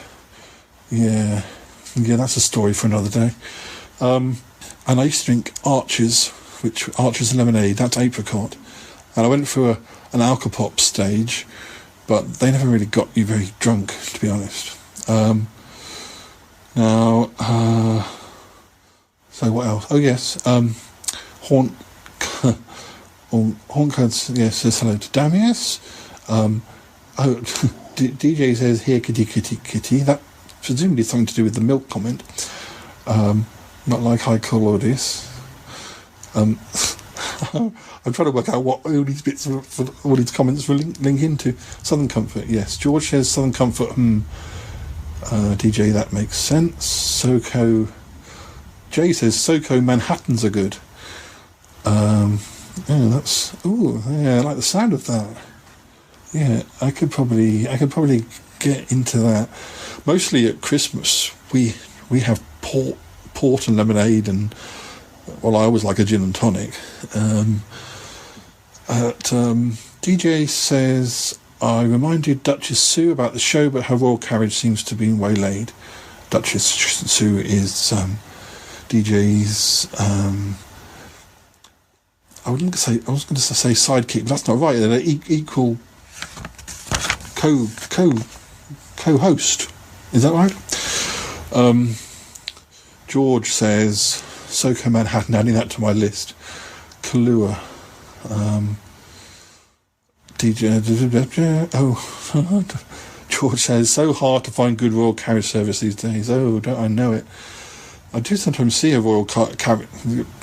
This sound like I'm talking rubbish, but I don't know if it's the royal carriage, but I do work just behind Buckingham Palace, and sometimes on our square we do see carriages go past horses, horse and cart, and not horse and cart, horse and carriage, and I'm not sure that anyone's in them at that stage. They might just be testing them out, but there may possibly be the carriage that the Queen or some of her people might ride in at some stage. So I probably could get hold, if your royal carriage, DJ, if your royal carriage breaks down, or not yours, or if the Duchess's carriage breaks down, let me know. I might be able to get another one sent over, but I do probably need 24 hours notice. Port and Lemonade, interesting. Does that have a name? Does Port and Lemonade? I don't think that has a name as an actual, like a cocktail name. I think it literally. Well, Port and Orange. Sometimes I have Port and Orange. No, Port and Lemonade is more popular version. Jay says, I haven't had port since I was with my first boyfriend. DJ says, delicious. Honkub says, that sounds kind of gross. Which bit sounds kind of gross? Give me a Jaeger bomb any day now. Remind me what a Jaeger bomb is. Is that the one where it's a tequila or something in a shot dropped into a pint of lager or something? I don't know. Episode 36 was called My Gelato Brings All the Boys to the Yard, which was a two-part episode where I'm overseas. Yeah. I'm in Venice this time, and I'm being stalked by somebody, and I don't know who. And but we have special guests, Callum, Harry, and Dr. Neff in this episode. Although only Callum, I think, was actually in Venice with me. There must have been inserts. Hello, it is me, Comedy, the world-famous mad scientist. Yes, I am here in Venice. Yes, it is true. I'm here to make my own podcast. It is called Stalking Shy Yeti. Yes, it is very exciting. Anyway, I have arrived and I have followed Mr. Yeti and his friend to the restaurant, and I was looking through the window for the whole time. I watched them as they ate the pizzas. Yes, that will make them very nice and juicy when we experiment on them soon. Anyway, it has been a good first day. I shall report back tomorrow when we shall stalk them some more. Okay, goodbye from me, Mr. Comedy now. Okay.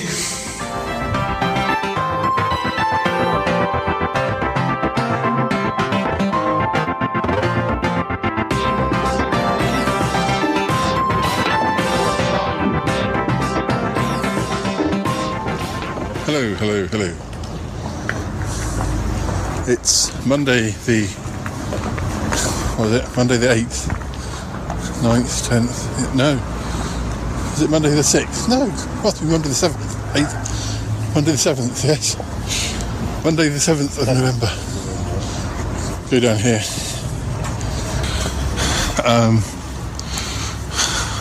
Had a nice breakfast. Breakfast was... there was some sort of sparkling wine you could have with breakfast. I had some with some orange juice. Well, you can't turn that down. And some nice bread, cheese, some little cakey things. It's all very good. Coffee was good. The only negative thing about the coffee was it was served in a metal coffee pot that by the time I went back to pour my second cup was absolutely red hot. And I'm not quite sure who designed that, but Callum, did you enjoy your breakfast? Yeah, it was good. It was plentiful. Yes. You had some sausages, little sausagey things, didn't you? Yeah, sausage, bacon, bread, speck, all the usual. Speck. And a tomato. You didn't have a tomato. I did. You did? Oh, what, a little, an uncooked one? Cherry tomato.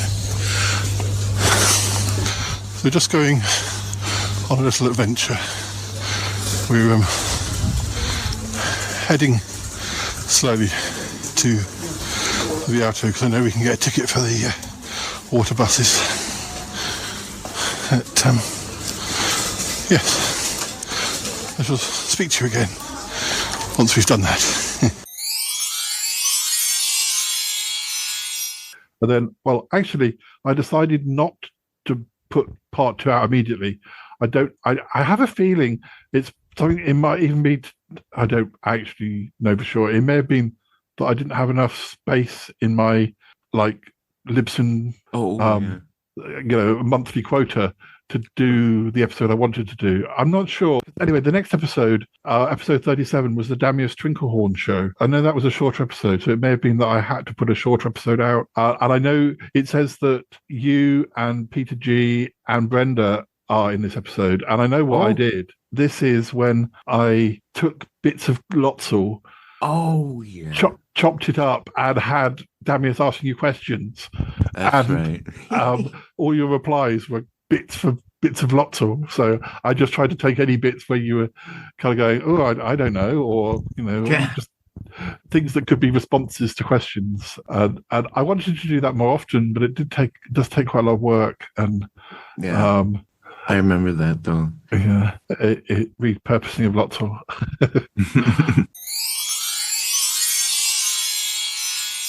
Brenda. Sorry, got distracted. Well, what do you think about Peter's story? It was embarrassing. Oh, what would you have said, though? If you were Peter's mother, what would you have said if you'd have got that fine? Can you explain this? Oh, yes, Brenda. Oh, yes. I think I would have been the same. I don't know, Peter. What about you, Brenda? I mean, you wouldn't read books like that, would you? I mean, you would go into a library, and what would your experience be? I'm kind of notorious in my life. Notorious only to me, but I will get on a jag and I'll go to the library and I'm like, I'm gonna read some books, baby, and I'm checking shit out like there's no tomorrow. Bing, bang, boom. I'm gonna look this up and I'm gonna investigate this and yada yada, and then I'll take them back. Never, ever, ever had cracked them open. Oh dear. Oh dear, we're coming up with the stories today, aren't we? Oh dear. I think I died and then people were doing research, for some reason they well, look at her list. Look at her history of the she checked out. She was quite a reader, wasn't she? Oh, Brenda. Oh, what are you like? You two. Oh, you lot so lot. You're not very good with your books, are you? What about you, Toppy?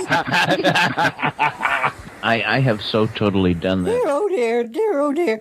No, Toppy, I got some information here that says, apparently, I should ask you, apparently, once upon a time, you dressed up as a pineapple. Is that right? You dressed up as a pineapple to advertise a fruit stall. Is this true? A couple times I was just so broke. Oh, I can understand that friend of yours, Sassy. He likes to live the high life, doesn't he, eh? Oh, dear. I think that had maybe something to do with it. Oh, Toppy, I meant to ask. I've as you know, I'm an actor, and well, we had talked about this before when we met on the Show Your Life podcast, but I've been offered this script. It's called Invasion of the Tree People, and I've played trees before. I just wondered if you could have a quick look at it for the script for me. Well, what do you think? Oh, this looks interesting. Oh, now look at this. Yeah, I'm glad you like the look of it. I think, this could be the one that will make me a star, this part. Why, I bet that's fascinating. Oh, Toby, I'm so glad you think it looks of interest. Big ambitions, right? Yes. So we're now into our first episode of December 2016, and it's episode 38, and it's the second part of the Venice trip, a Venetian anniversary. This is the other thing I forget. And do you remember when you did me? I still use them to this day, but at one point you did me lots of little sound bites that I could use. Yes. Yeah. And I've used You're them still for using years. them. I was always going to do another batch, and then I never did. Yeah. Oh. Well, for years I would kind of pick 4 or 5 of them, different ones. But then I found there were 5 in a row that would kind of work quite well and would save me having to do that. So the last couple of years I've just used the same 5, but I've still got that file, and I still probably use. But one of the things you said, which I didn't use as often because it went so far back to the beginning of the show, was one where you said, "Oh, I don't trust that Cromitty. He's such a villain and everything." Well, because Cromitty, when Cromitty was first in the show, he wasn't a goodie. He was living in my walls or something, like in the crawl space in my. And I think that went back to some early appearances I did where he was like stalking me because I'd known him in Sutton Park, and then I hadn't seen him for years. So I sort of theorized that he was bitter about knowing me, and because Cromitty in Sutton Park was played by a puppet. Yes, it was. But he still spoke like this, so whatever that sounds like. To me, he's like to me that is a mad professor voice, right? Mad professor, probably of European descent, but who knows which country? Probably many. Yeah. So I think it was revealed that Cromitty was stalking Callum and I around Venice. Yeah. So the image that's always stuck in my mind is the puppet Cromitty carrying this rubber bat over his shoulder. Barry the Bat. Yeah. I've still got the puppet Cromitty somewhere. Some of the puppets I had 2. Because I used to buy them from this pound shop, like literally one or dollar store, I suppose you'd call it. And I got this. They were lovely puppets. Really, they were really pretty well made, and so many different characters. I don't know what they related to. I don't think they related to any actual, unless they came from some obscure, from overseas somewhere, from where they are famous characters. But I would go back and I kept buying more and more, particularly in Sutton Park when they became so useful. So I could, I could go out and record and not have, if nobody else was around, I could interact with all these characters, or have, a lot of the show about the characters more than with me in the background more. And some of them I ended up buying more than one copy of. So I had 2 Cromitties. I had 2 little J's. Little J. I remember his voice. Can you do his voice? I haven't heard. Hello, his voice it's me, little J. I don't know what you're doing, but anyway. A little J's voice is sort of what I use when I do Albert the Dragon. Oh yeah. Because whereas it worked okay where he was like a slightly evil child as a puppet, I didn't really want there to be a child character necessarily in the podcast unless it was a real child. But a child dragon is fine. So,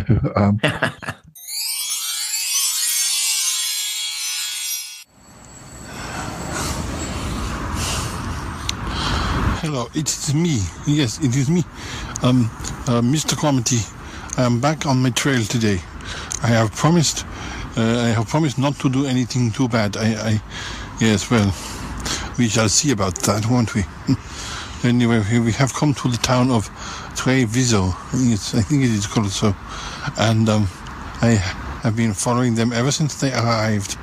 Yes, and Mr. Yeti, he ate some gnocchi. Yes, he will swell up and be big soon. He is nearly there.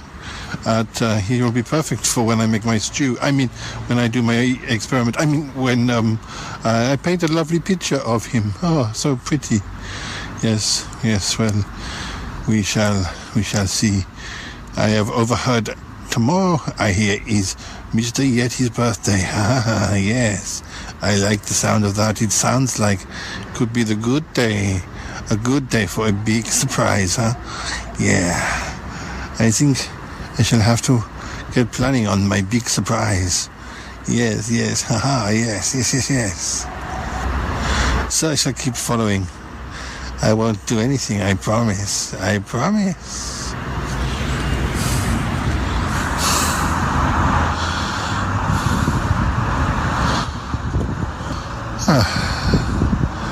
Yes, well, we're pottering along by what would have been the old city walls in Treviso. It's about 2:30, and yes, over the edge of the city walls you can see, well, it's quite a small river, but then on the other side is I suppose it's a footpath as well, but it's much lower than the one because we're up on the walls. I suppose we're looking down on the river and a cycleway and footpath. It's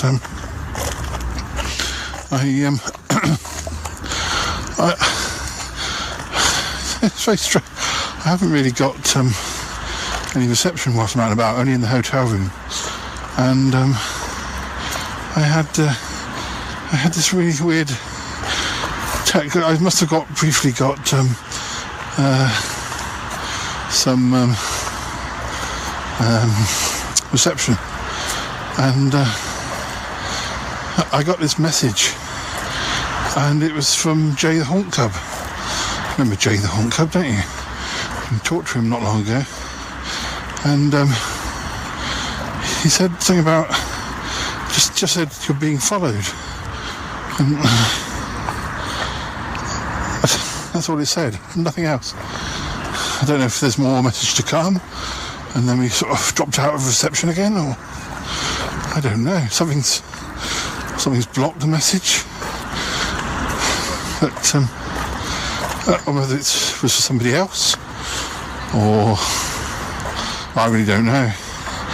But I'm looking around and I see Callum, and there are other people obviously in the streets. Up here on the wall, people walking their dogs and pushing prams and things. I can't see anybody else. I don't know. If I remember, when I go back to the hotel, I'll send Jay a message and see what he's on about. Probably isn't for me at all. I'm sure he wouldn't have sent me a message. Do you think it meant, like on Facebook and Twitter, like when you follow somebody, do you think he was trying to tell me that somebody's following me because of the podcast or something? I mean, with all the stuff that's going on back in the States with the election, he's not going to be sending me messages. Surely I don't know. It's most confusing, most confusing. I can't fathom it out. Well, I will try and work it out. I'll try and get in contact with him later, but obviously the hours are different, and I think it's probably a message. I think I probably answered my own question. It's probably a message that's been stuck on my phone, and I've just got into the app and it's just popped up. I don't know. Anyway, I can't see anyone literally following me. It must be online following. Now, our next episode 39, was called Stalking Shayeti, and it was actually supposed to be Cromity's podcast.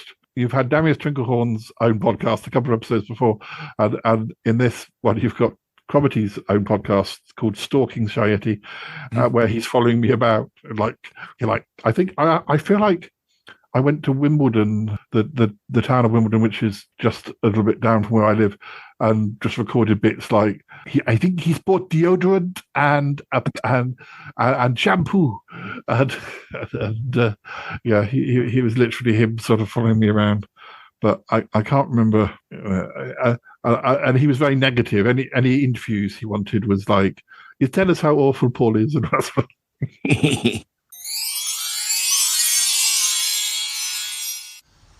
My goodness, I don't understand. I can't believe the way I get treated around here. It's incredible. You do know you're dealing with a star, don't you? There you go. You see what he's like? He continued. I should place you some more in a minute. He's incredible. He's incredible. I mean, not in a good way. Oh, no. Anyway, then Mr. Yeti got to Wimbledon. He was on the phone as he was walking around the shops. He was leaving memos, voice memos, to send to his agent or something. Anyway, listen to this.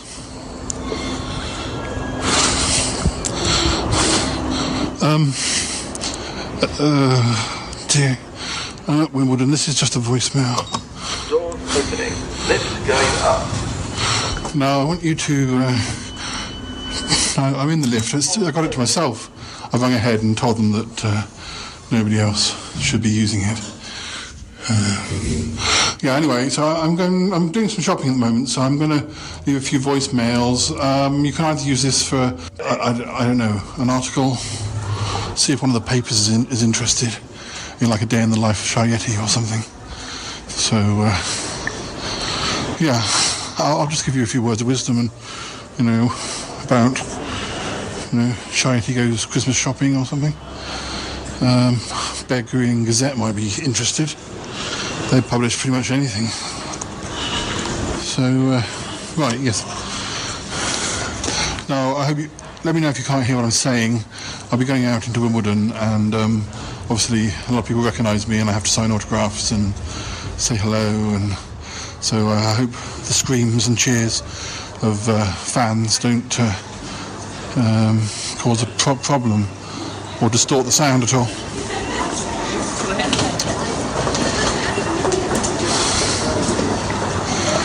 You get used to these sort of things over time. So, I don't know, write something like Shayeti enjoys meeting his public. He often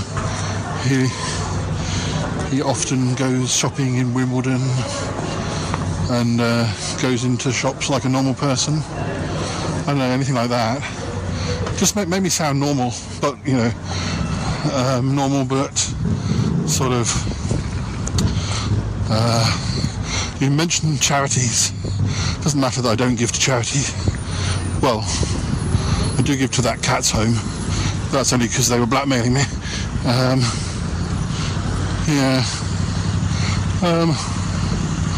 So I'm just going to go to the bank first. I want to count my gold and try and do that once a month. Oh, don't mention that in the piece. Might make me sound egotistical or rich. Don't want anyone knowing I'm rich.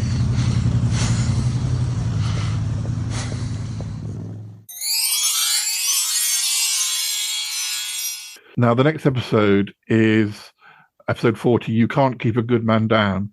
And we chatted with Nick, whose surname is Goodman. That was the poor dad joke for that episode. Nick got to interact with some of the regulars. I think Nick was exposed to so many different characters in Sutton Park and made to do so many ridiculous things that we tend not to do that much ridiculousness as such. We tend to do more like anecdotes from our past, or talking about our 1990 diaries, or doing like using words as triggers for stories. I didn't want him to have a nasty flashback to the 90s. I got him to do so many ridiculous things. He deserves a break. I mean, I like it, but By the way, that leads me to be, when you were doing Sutton Park, did you ever want him to do something and he just said, I can't do that and I don't want to do it? I don't remember him.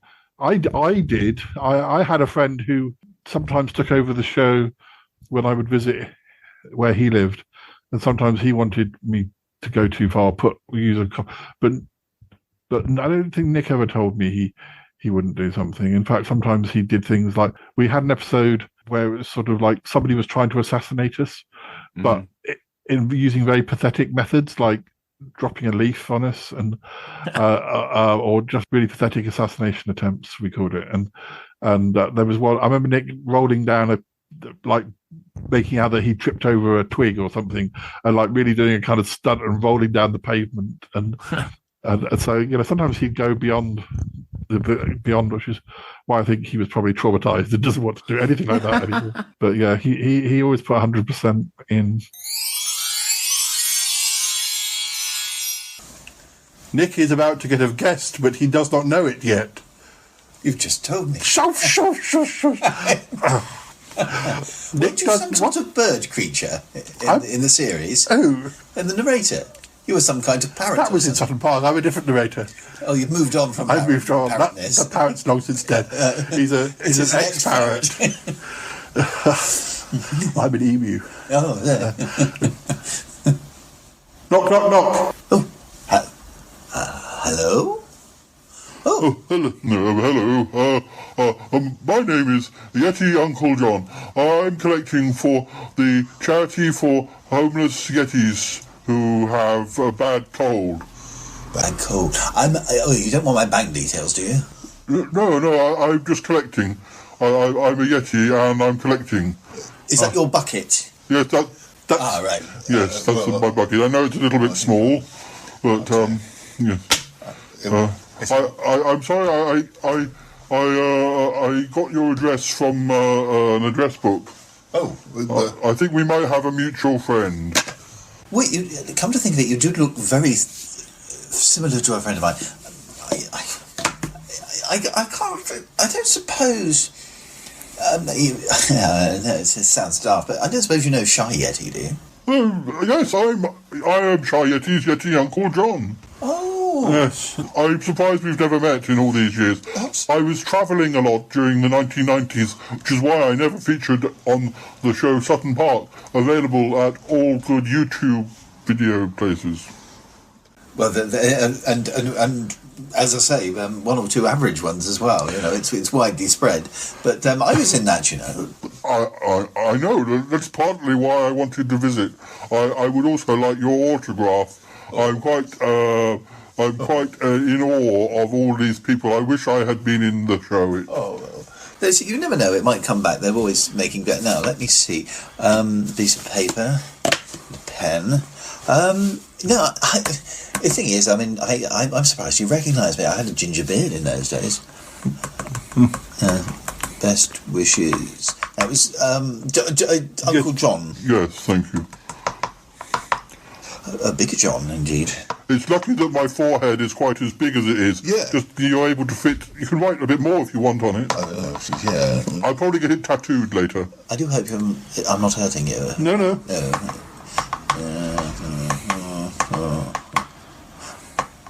Your head makes a very strange wooden noise when, I must admit, when it would be... there was an accident. I had an accident when I was a child.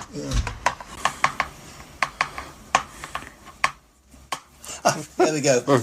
Sorry, that's my full name. It tickled that last bit. And I thought I put a few quotes in there as well.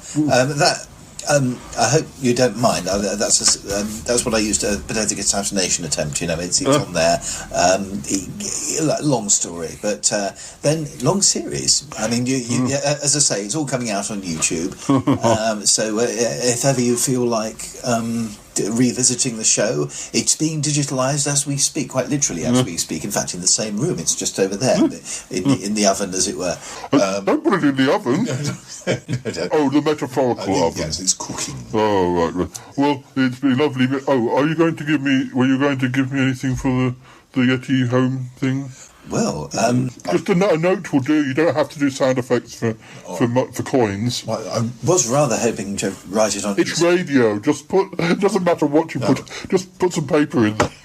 Oh, you're so generous. I was going to suggest you auction off my autograph, but as I've written it on your forehead, I can't do that. Well, maybe I'll Xerox it or whatever they said back in the day.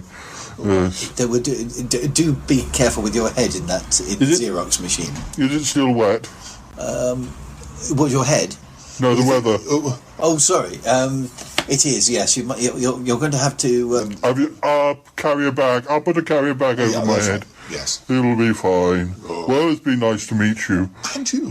I need to go. I need to find somebody else who I can... Maybe I shall go to the Chandler's house to see Mr. and Mrs. Chandler and ask them to...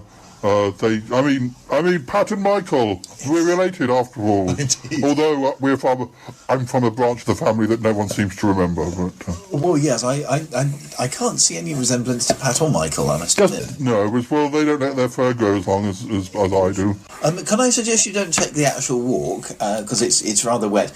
There is a very good X3, the Bournemouth bus. It'll get you. Paul and I used to use it all the time. Right. Oh yes, doesn't that Mr. I met that, didn't the Mr. Trowbridge and Mrs. Lisa? Don't they live down in that direction? I met them in a pub in Winchester quite recently, actually. A little bit further on, they live in Poole. I saw them last weekend, actually. They're doing very well, and they're pussies. Well, I better go, I suppose.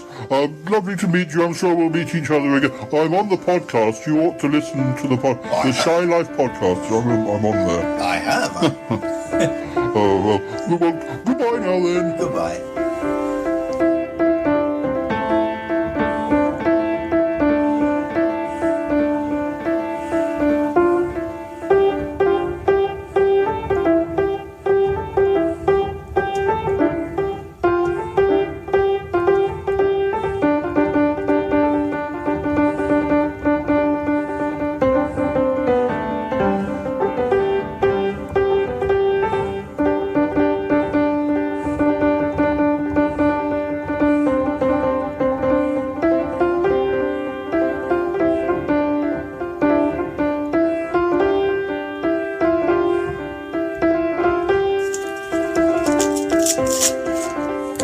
So Nick settles down with a cup of coffee and a biscuit, and yes, looks nice, that coffee and biscuit. Yes. No, I don't want one. It's fine. No. So his first visitor has departed, and little does he know what. Bye. Yeah. Little does he know that he is about to receive another guest. Well, you just told me. So our next episode was our first Christmas special, and it was called Too Slushy for Snowmen, which is a poem of mine. I think even then I was making it quite clear that I wasn't the biggest fan of Christmas, but I did go on Radio Way during this episode, so that was always fun. I actually probably would say that the things I like best about Christmas these days is doing a Christmas episode of the podcast, even if it's me taking the mickey out of Christmas or kind of moaning about Christmas. Or we've had some quite good episodes that have centered around Christmas parties over the years. That kind of seems to be the way my Smellcast Christmas episodes are. I'm all like not really enthused with Christmas, but somehow I kept doing Christmas specials. Yeah, I mean, it's better since I stopped working because I don't actually have to go out that much, and I can avoid. So actually, you only kind of become aware of Christmas a few days before. You know, it's always a lot more. Oh, it's in the background somewhere. I think it's going on outside, that people are celebrating it, but I don't have to see it every day from September onwards or whatever. But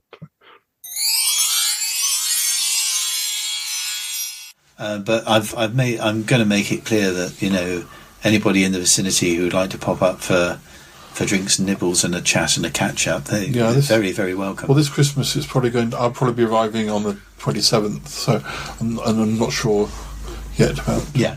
But no, that'd be good. I think I look forward to the downtime as well. I like the idea of someone pressing the stop button on the grind of life and sort of saying like, let's all settle down and snuggle up and switch off for a bit. I like but putting aside my faith as well, I do like that fact that it's a universal holiday.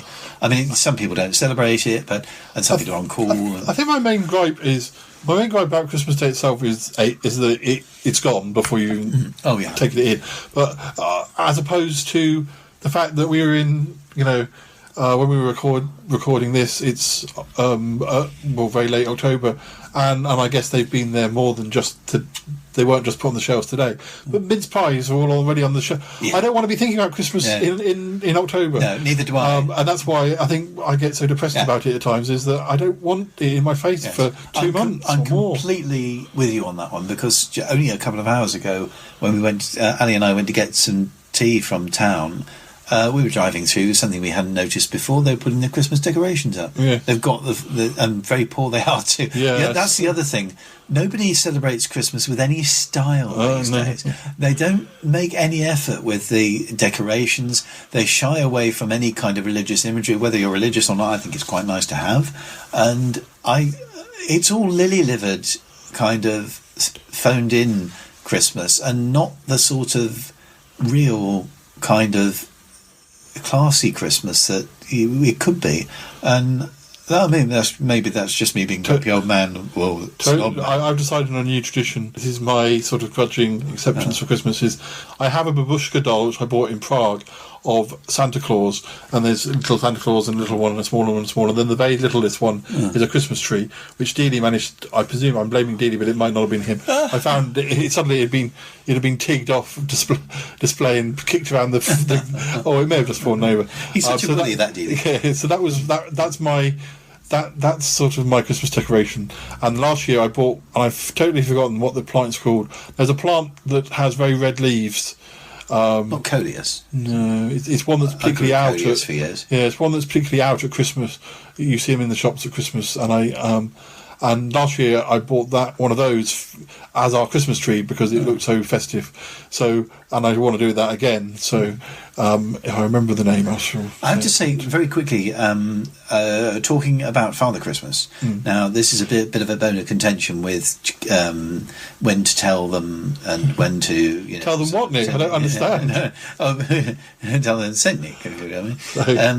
But I had this theory, but I don't think I really believed in this old man that went round and went to every single house. But I did think that there was something in it, because Father Christmas would turn up at the infant school party, here's Father Christmas. Oh, a physical being. Yeah.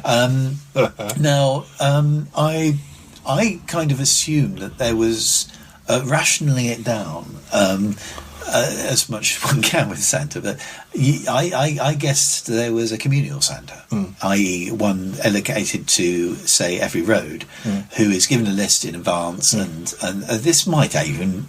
that people might even do this somewhere in more communal-based societies, but one that did every road, and they dressed up and they sneaked into your bedroom, which is completely unacceptable these days, of course, and they did the deed, and they got your thing, and they were able to.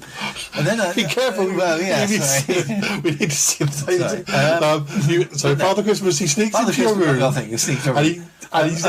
Yes. I knew he couldn't come down the chimney because our house was built in 1968, so it was as old as I am, and it was there was no central heating. There was no way he could get down the chimney. Accommodate a Santa. No, so I assumed that he came to the door, not ringing the doorbell miraculously, and did the deed. And then after a while I thought, okay, it's my parents, and I kind of. You have that conversation sort of when you're mature enough or brave enough, and you say, of course, it was you dressed up, wasn't it? and I carried it on, obviously. One's onto a good thing here, but and I think the thing that upset me was not knowing that, not that he didn't exist, was that they didn't have the kind of flair to actually dress up. I was more upset the fact they didn't dress up for the occasion than which is typical bloody me. But our next episode was episode 42, our third live Pride 48 show. Okay. So this is the third month that we've done a Pride 48 show. It says the chat room is rocking, and there are messages from cast favourites, and Cromitty is helping the aliens repair the ship. So the aliens might have started to appear, but whether, I don't think it had been named at this point, but. Hello, it's me, Damius Twinklehorn. Now, Mr. Yeti has asked me to say some of my favourite memories of Christmas when I was a child. Well, when I was a child, that's when I really begun to hone my talents for impersonations.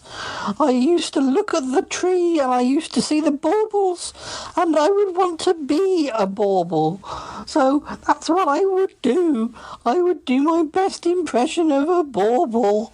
I would make sure I was shiny and round, and I would hang from the tree. Yes, happy times.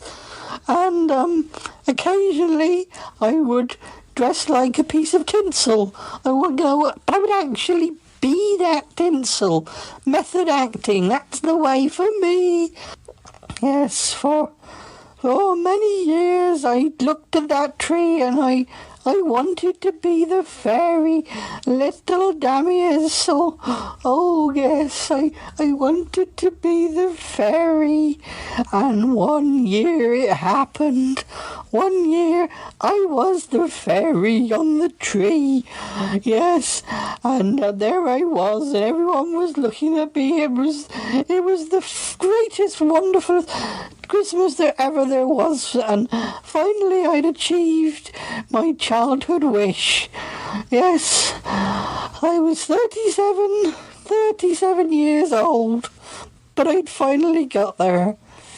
Yes, I was in Trafalgar Square. I did get arrested, but that was fun too. Yes, I used it as a learning experience. I looked at the policeman's helmet and I thought, one day I can be a policeman's helmet.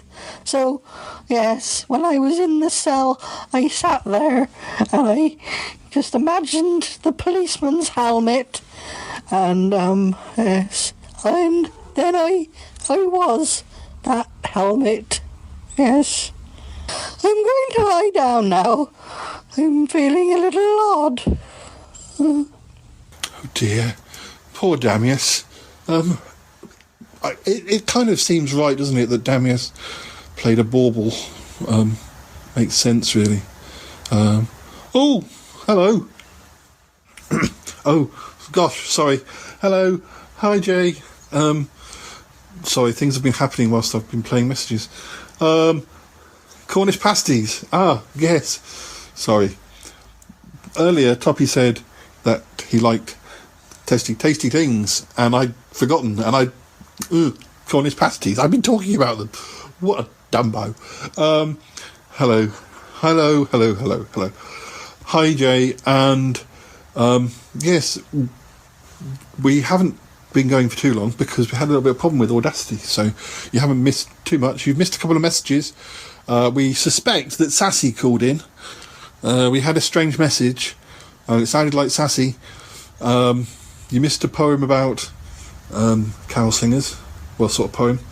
And yes, what have you been up to? Have you been up to anything cool this weekend? We're looking for stories about exciting Christmas parties. I'm doing strange movements with my fingers, like I'm at a disco, and no one can see me. Yes. We do Christmas, so we do not have experience of it. We do understand that Christmas is important to you humans, human beings. We have heard it spoken of on chats like Buddy, James and Tim and Tim and James and James and Tim and James and Jam. And we know that Christmas is a tradition. We do have such traditions ourselves. There is on our planet, there is, when you feed, you feed your enemies, the people that is bad, you feed them to the fire monster. Yes. We all celebrate, we throw our enemies on the fire, and then we eat them. They taste like books. Goodbye.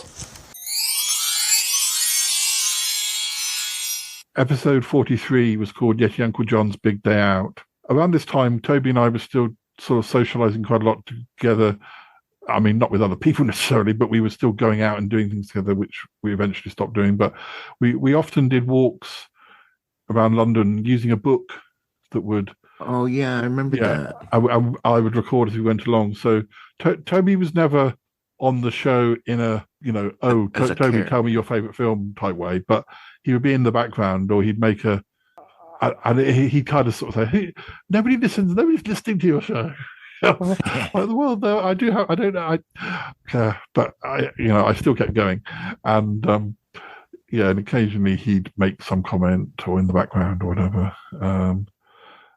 Wifey Joe is in this episode as well, and Cromitty is still lurking, it says. So. Last time on the show, I lent you a couple of albums. You did. Which you've returned. What did you think? We had Katie Tunstall. We did have Katie Tunstall. I liked both of them, actually. Sophie Ellis-Bextor was the other one. I haven't heard much by either artist, actually. All I've ever heard is what gets played on the radio, so I've never heard any albums by either of them. Yeah. And I like Katie Tunstall. It's quite upbeat. Yeah. That one. I think you said her previous album was a little bit more sedate. She was, I think, she separated from her husband or something. But my favourite on that one, well, it was initially Hard Girls. That was one of my favourites. I've been hearing that quite a bit on radio too. So is that out as a single? Yes, with a surprise cameo by Mel C. Oh yes, Sporty's on that on the video, isn't she? But actually, my actual favourite on the whole album is Run On Home. Mm-hmm. Yes, that's my favourite. That's my. Is it? Yes, it is. Really, no, I'm not just saying it. Oh God, you just say it. Just say it. That is my favourite. It is. It's phenomenally catchy. I had it played it on repeat for about 20 minutes the other morning. Yeah, I played it on. Considering therapy, because I get like that with certain songs.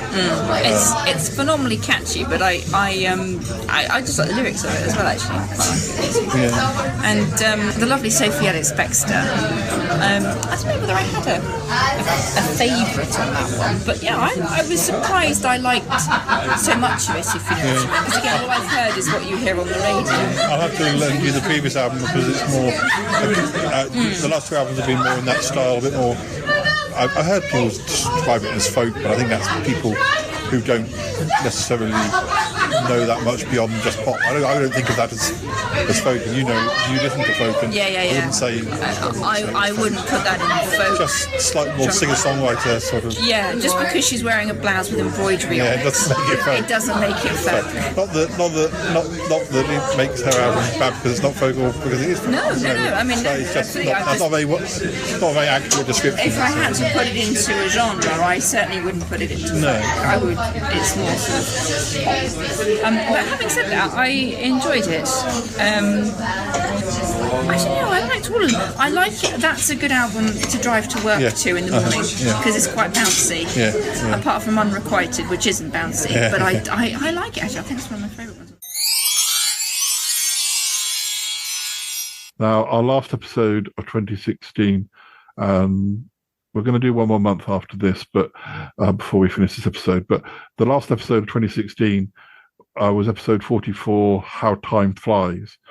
And this was effectively our review of 2016. I mean, the reason I wanted to do what we're doing in these 3 episodes is that I know that I was doing reviews of the year, and theoretically, listeners could go back and listen to that episode. But I wanted to talk about the early episodes from the hindsight of now 10 years has gone by. Yeah. I think it's the librarian in you. Yeah, and lots of things I wouldn't have noticed at the time, you notice now, because now at the time I was just talking about something I'd done a few weeks ago, sort of thing. So we're going to finish with January 2017, and our third episode in the series will cover February to May 2017, and then that's the whole first year, and we'll have a different guest next episode. But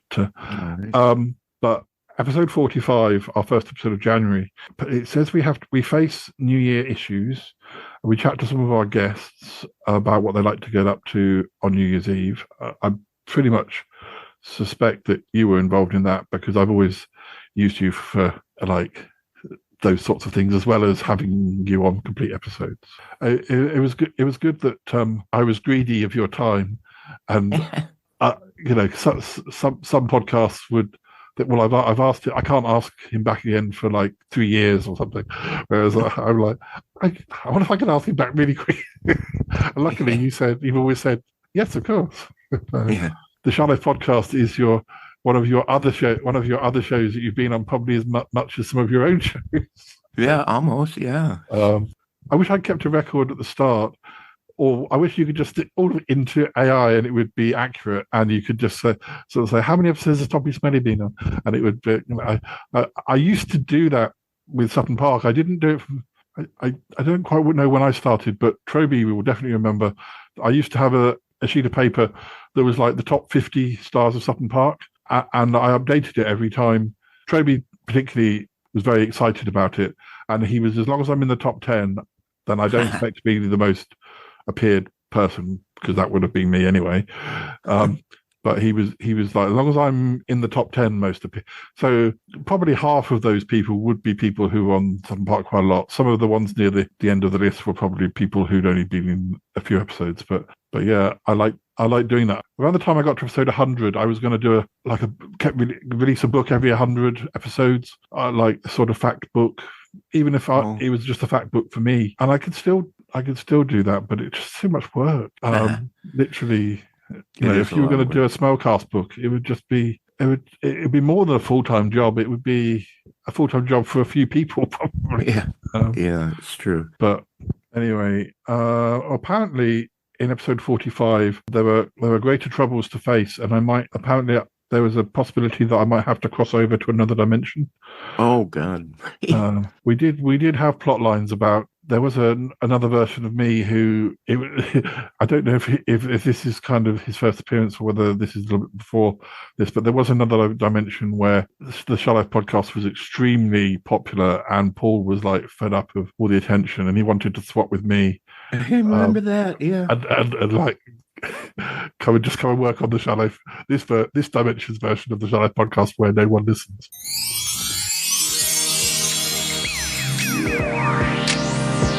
You must know more about who's going to be in danger, surely. Which one? Like the aliens? I mean, he wouldn't try anything with them, would he? He wouldn't try anything with the aliens. No, I know 3 names. Bettina Dupre, Damius Twinklehorn, and Bald Sasquatch.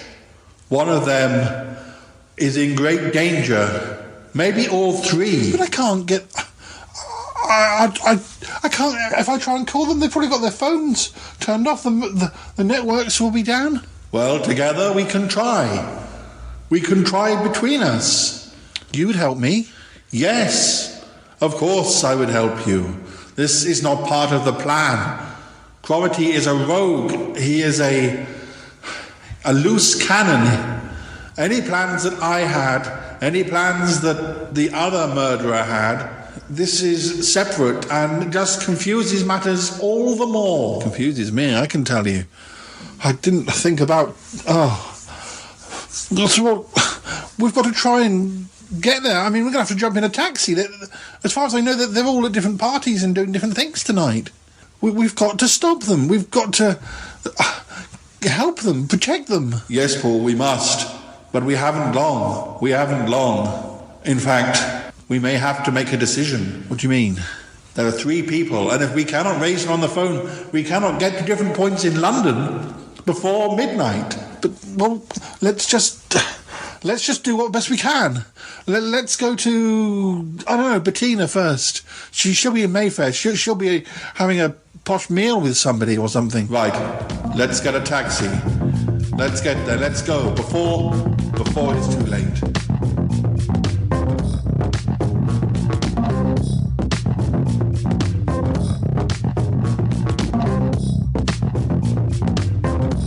Hello, it is me, Comedy. Yes. I'm reporting from what might be the best, most exciting and incredible episode of Stalking Shayeti ever, in which I wipe the earth clean of one of his peculiar friends. It is my greatest plan so far.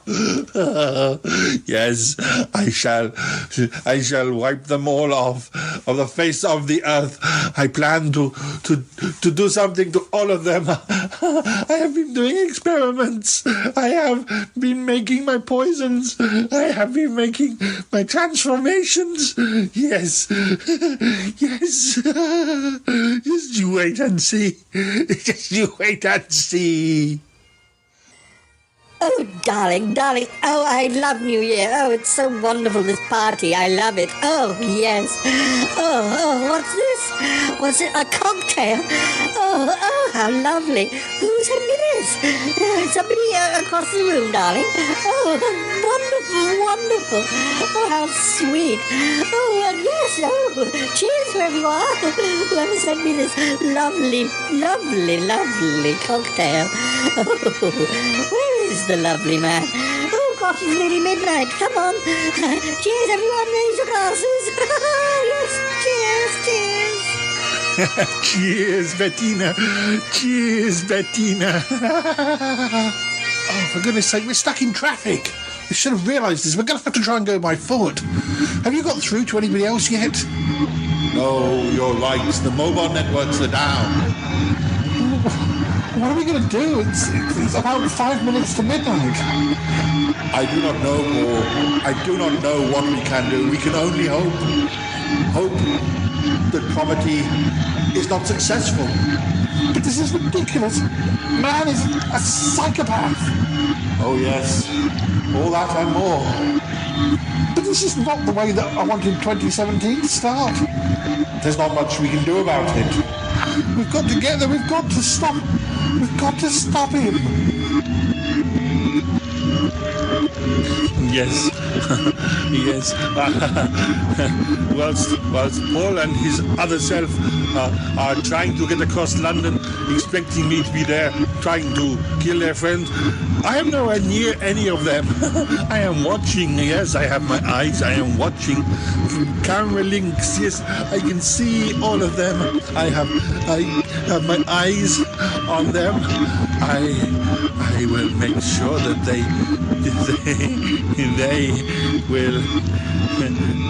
they will all drink my poison. Yes, I do not even have to be there. Everything has been done from afar. Everything is ready. Yes, everything is ready. Yes.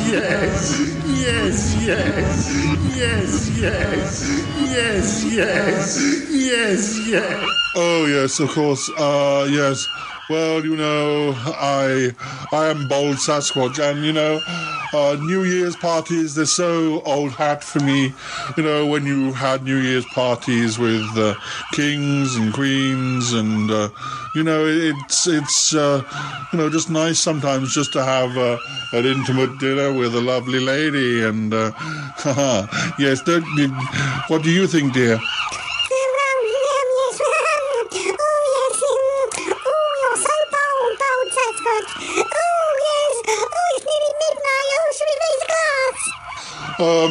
Yes, I think that would be the bold way to do things. Let's raise a glass. Let's raise a glass here. What is this? It's champagne. Oh, I don't remember ordering champagne. Well, obviously, it's a little bit low rent for me. I tend to drink liquid gold. Only joking, darling. Raise your glasses. Raise your glasses. Happy New Year, darling.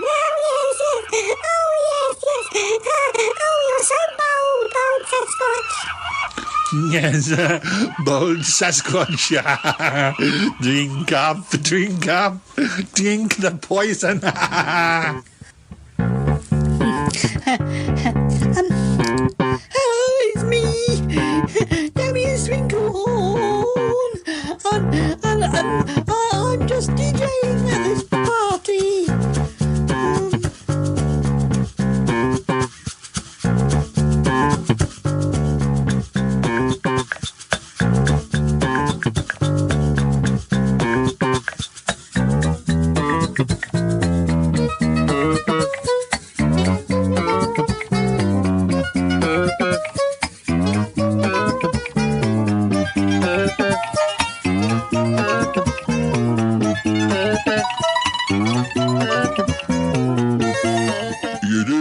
Nobody's turned up for this party. I thought you were a big-time DJ. I'm a big-time actor. I do DJ. Honest. Well, there's only 3 couples here and a dog. And the dog's unconscious. He's been drinking Baby Sham all night. Well, I'm sorry. I didn't know.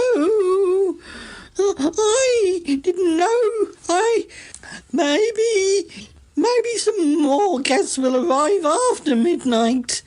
Oh, you better do. I'm not paying you. Oh dear, what a horrible man. Oh dear. Oh dear. I could do with a cup of coffee, I think. Oh, here's a cup of coffee. Oh, is this one mine? I'm not sure. Oh, anybody got a biscuit? Happy New Year! Happy New Year! Yes, keep on dancing. Oh, what a lovely cup of coffee. Oh, yes, I must drink it up. Yes, drink it up. Damn yes. Yes. Happy New Year. Happy New Year.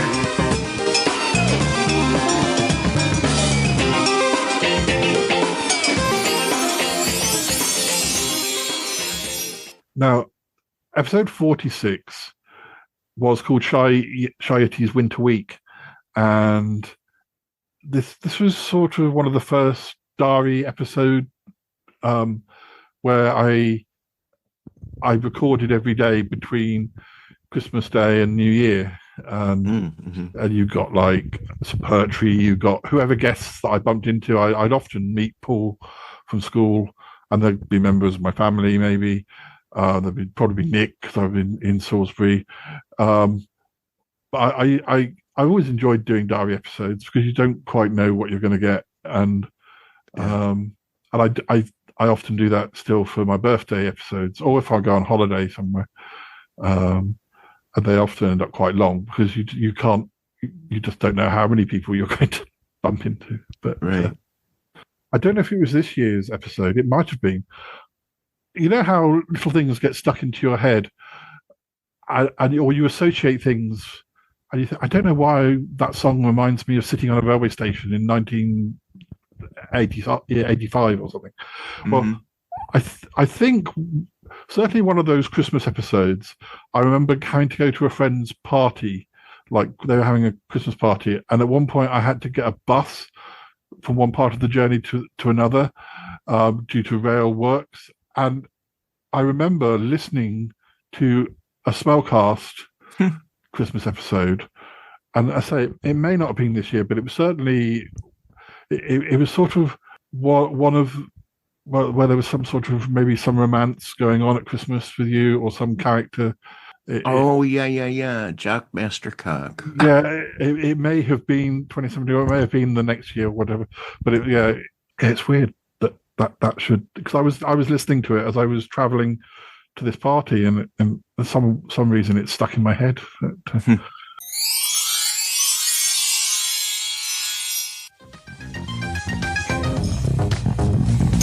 Hello, listeners. We are currently in the Old Ale and Coffee House. Is that right? Is that what it's called? Yeah. And I'm here with Paul. You remember Paul from one of our early episodes? Did you have a nice Christmas? Yes, it was fine. It was really good, yeah. We had saw my little nephew on Christmas Day, and then we had our main meal, and absolutely stuffed. Of course, didn't watch any TV this year. No, nothing that, if you've got people around, it gets in the way. And then Boxing Day, we did venture outside and watched a little bit of TV. I did mine on the Skybox, so I watched like a Christmas Top of the Pops, which was best bits, but they didn't go for the obvious. They mixed it up with some weird things that were sort of from the time of Christmas, but they weren't ones yours, so they did quite... It's not year specific. Although I think it was made 2 years... I can't remember if that's the one I was watching, but it was actually... You could tell it was made in 2014, because they were kind of saying, 2014's been a very busy year. I was, oh, yeah. Yeah, it's not 2014. Nope. And I did watch Christmas Top of the Pops, but in the end I ended up fast-forwarding it, because the trouble with what's in the charts is all very similar types of music. So it's not that it's bad particularly, it's just a bit dull. After you've heard a few songs, it's like, this sounds exactly like, and it's not like when we were, I don't even know, your parents are quite cool, but my dad isn't, and when we were kids, perhaps our music was too loud for our parents, but it's not like that now. It's more like it's too dull and like samey. It's not. We're not outraged by it. You're not going to get outraged by anything in the charts. It's all very kind of. But But most people get their music from X Factor, don't they? It seems to inform their. And also that people don't want to pay for music, and I think the problem with that is it means that there's less creativity. Because if you give away your product for free, ultimately you devalue your product, don't you? Well, also Radio 1 have a much more stricter limit on the age group of songs that they play, of the people performing it, and just means that things are going to be much more. The charts used to be much more diverse. If you watch the 1982 Top of the Pops, there's all kinds of different sorts of music going on. We've got a wobbly table, haven't we? Not sure. Is there anything we can do about that? No. I'll get the serviette or something. Put it in.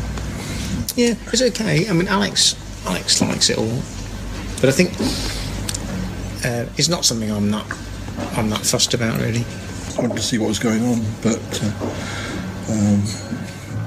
it's just there were a few people who were singing older songs. Some of the big hits of this year were old songs sung at a different speed, either faster or slower. There was a song by Robin from about 5 years ago, Dancing on My Own, which I really like the original of, and now it's been turned into a sad piano ballad, so that's done. And then there's Fast Car by Tracy Chapman, which used to be a relatively slow song, which is now a sort of dance, sort of speeded up. Episode 47 was called Out with the Old, and although we released it in mid-January, it was our New Year's Eve show. I don't know whether that was a live episode. It could have been.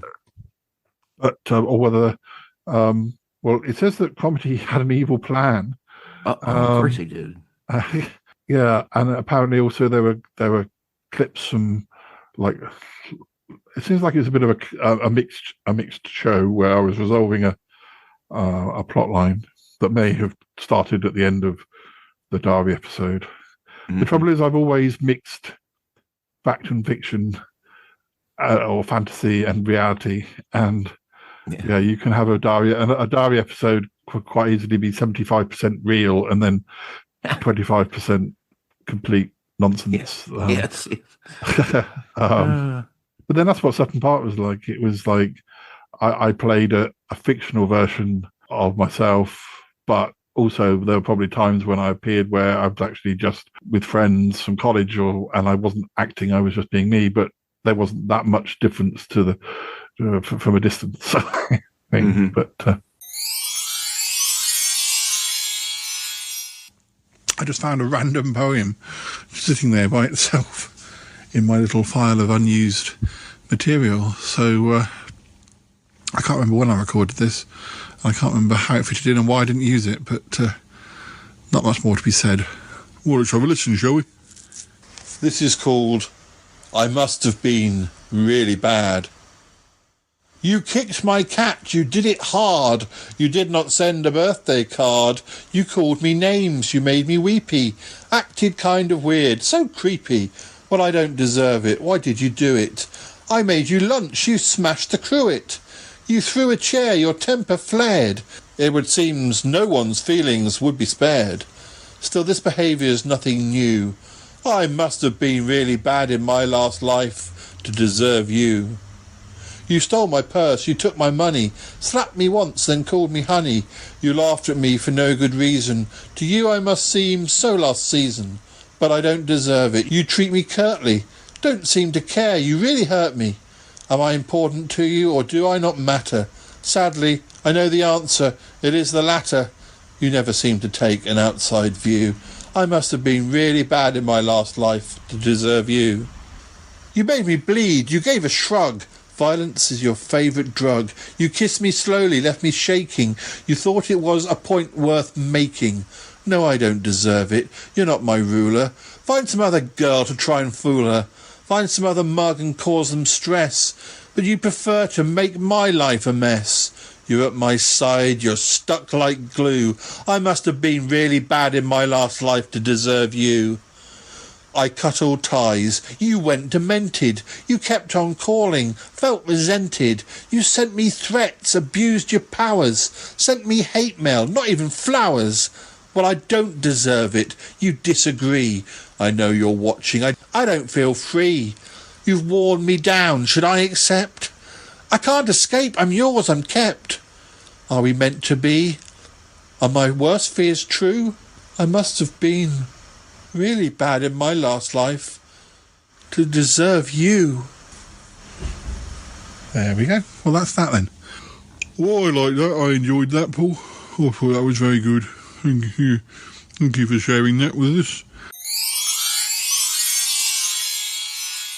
Episode 48 was next, and it was our fourth Live Pride 48 show. We apparently, this time, we took a ride on a UFO. We caught up with some of the regulars, and we also discussed the topics of the moment with the chat room.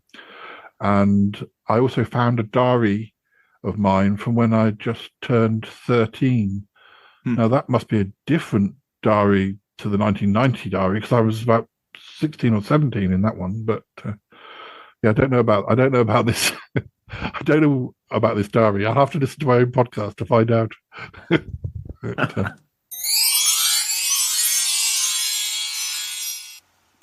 yes, Jay mentions Marjorie. Yeah, well, no, there's no faux pas. Tommy says, have I made a faux pas? No. But it's something I need to discuss with you before we talk to the listeners. So, hi, Jay. I want to, before you have to rush off, Jay, I want to mention the topic of the evening, and maybe you can add your 2 pennies worth before you have to rush off. Now, I want to talk about something which is well, it's a real debacle. It is the matter of Poodle McNoodle. Is she a dog or a woman?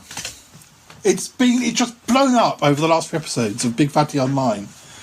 Ever since, I mentioned that I was confused, loads of people have been ringing in and saying they're confused as well. Now, has anyone got photos?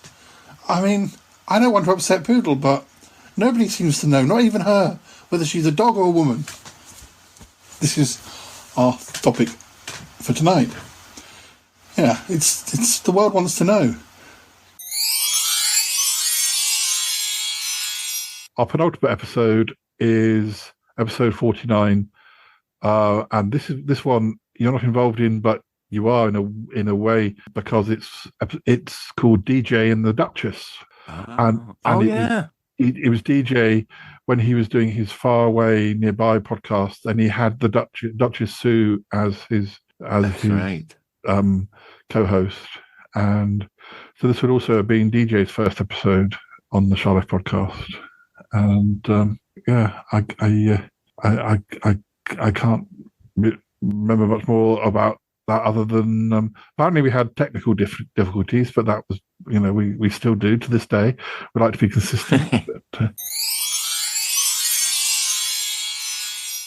I would stay up late with my dad watching TV, and of course, before we got to this era where everything is live coverage of this and that, there would be marathons of classic TV shows on leading up to, the great moment that would be on TV.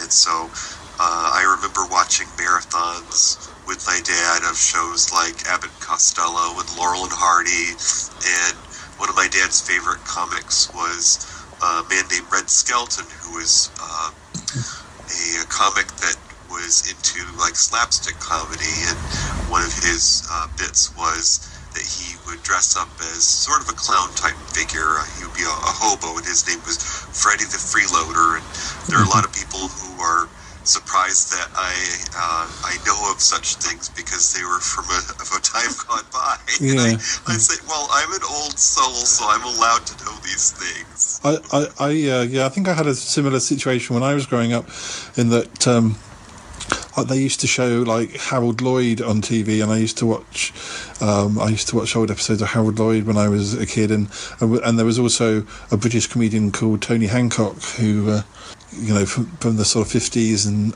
early 60s, and I was really interested. I was much more interested in the past than most. I think most children like the current, what's going on then and there, and anything from the past is sort of not to be focused on. But sounds like you and I were very much interested in the past. Yes, well, I also was the youngest child, so I sort of had to be interested in my sibling and the people older than I was, if only to keep from getting beat up. I was the oldest, but there's only two of us. But I think I felt like I was an only child for 8.5 years. I sort of had to learn to amuse myself, I think, and I suppose when it came to sort of discovering things from the past, a lot of those things were on the television when times when my parents allowed me to watch television, so they were considered to be safe for me to watch by myself, sort of thing. So. Yeah, not that I grew up with a television or anything, but it is my understanding that when I was a child, there were also safer things to watch on television than there were when, for instance, my grandchildren were children. Mm-hmm. It should be fair to point out also that Sue's mother was an English teacher. Mm-hmm.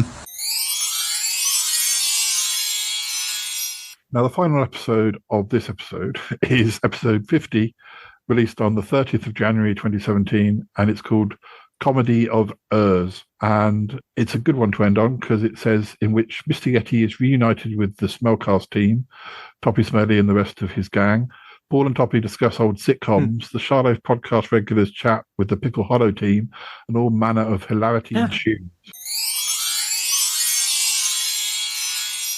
Now, I believe that I'm sort of leading this because my magpie senses have just made me buy something related, sort of leading off from the Golden Girls, but actually going back into the 70s. And I know a lot of these episodes are probably on YouTube, but the collector in me must own them.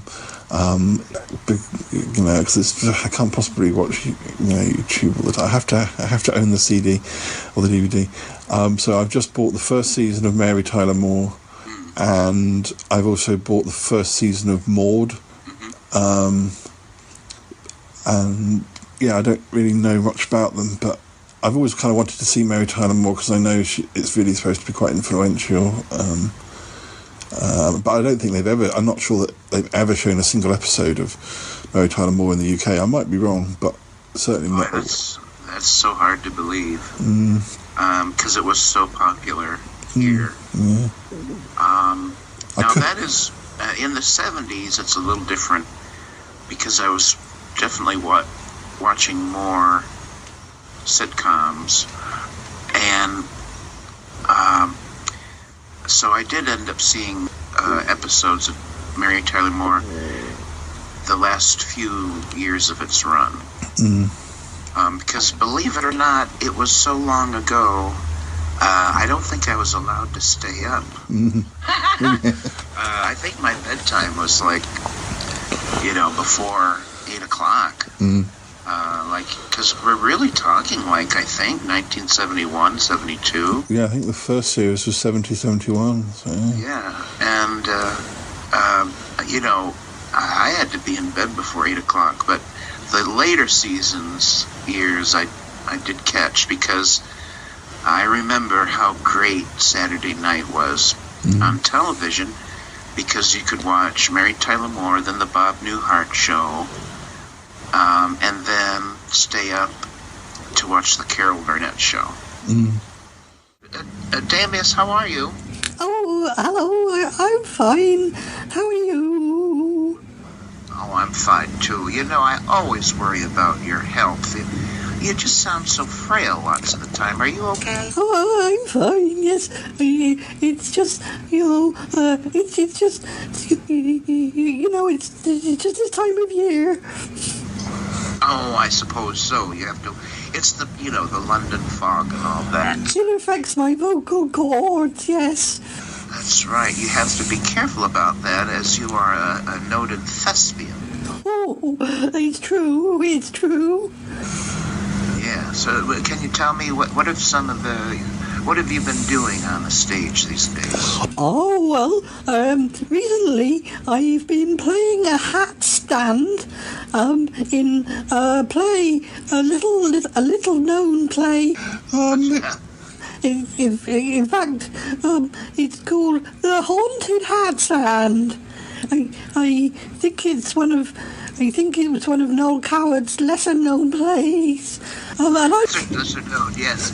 I suppose that could be. Yes, I played the hat stand that was haunted. I had to do all sorts of creaky noises.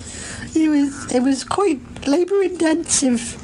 Really? How many shows have you run? About 6 a month, yes. I see.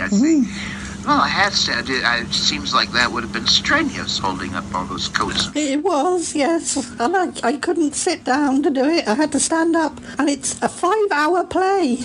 Oh, dear. That's extreme. How did you prepare for that role?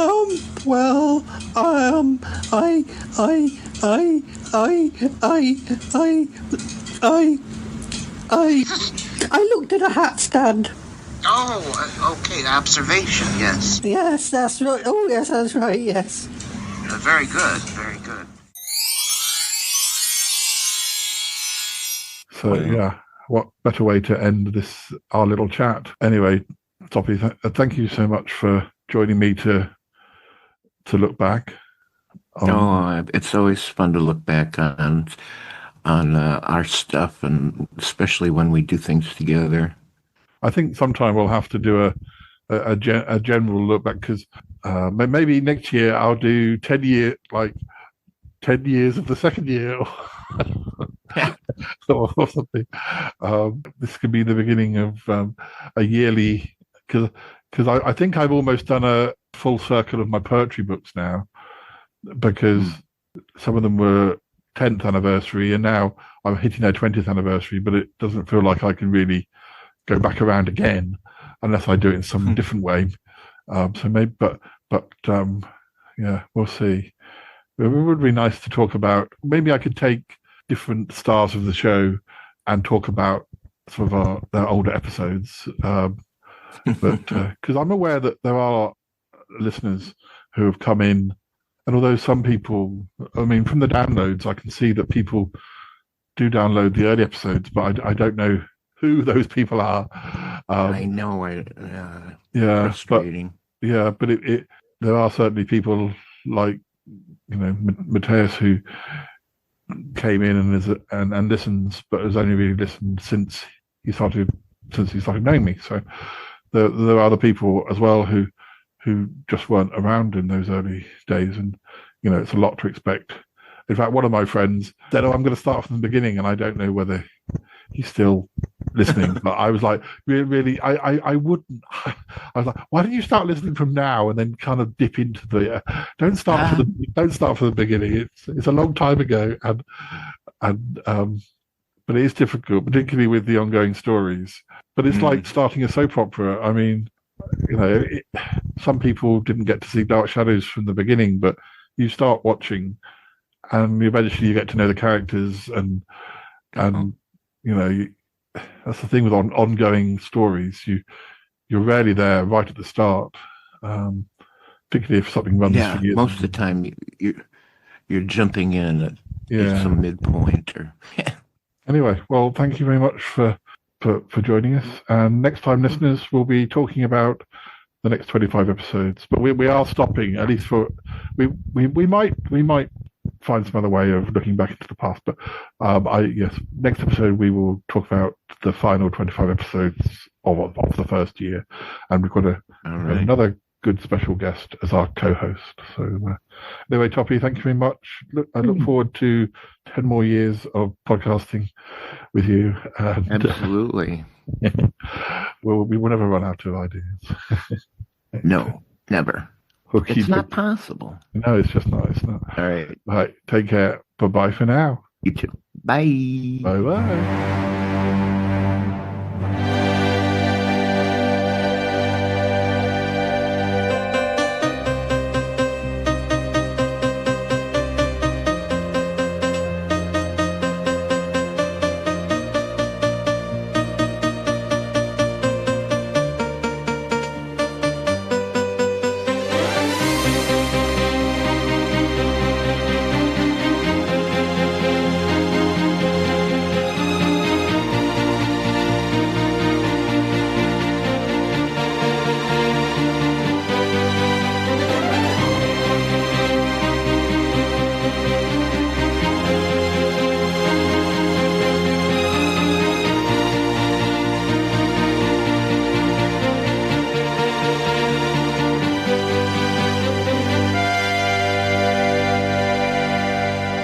Anyway, when I was travelling home, well, listen, and I'll explain. Listen.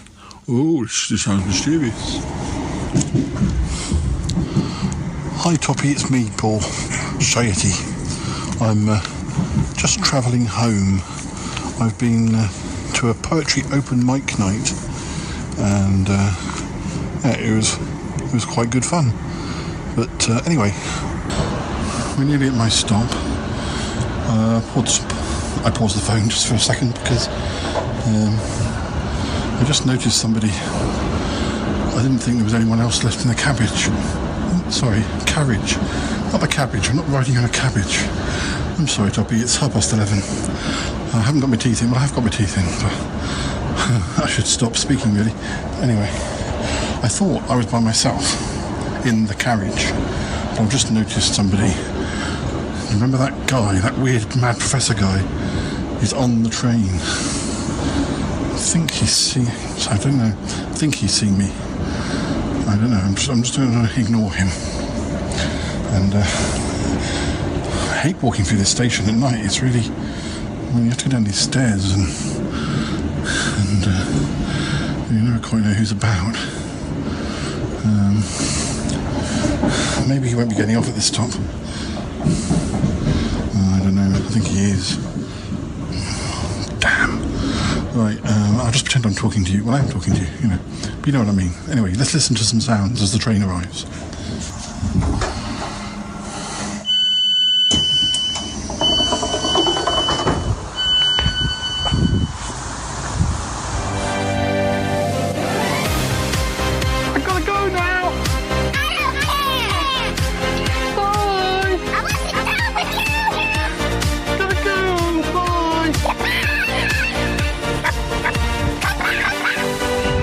Goodbye.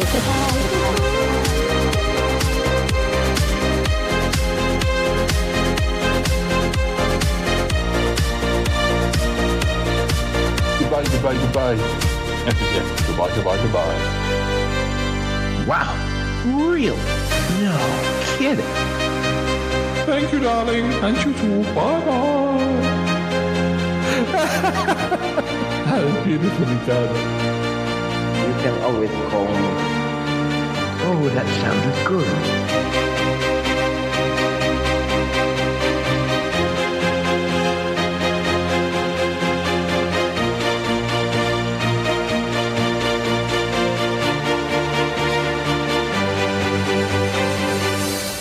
This show is part of the Pride 48 network. Find more shows over at pride48.com. Oh dear, what's going on now? Oh, it's the Shy Life Podcast. Let's go. I have a voice. I have a voice. You have a voice. You have a voice. We have a voice. We have a voice. Unique voices in podcasting. UnivazPods.net. That is so cringe, oh my god. You're a man of culture as well.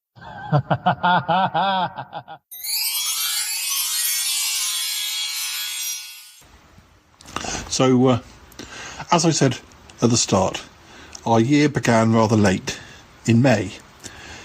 I did do other things. I wasn't just invented in May. I hope you realise that.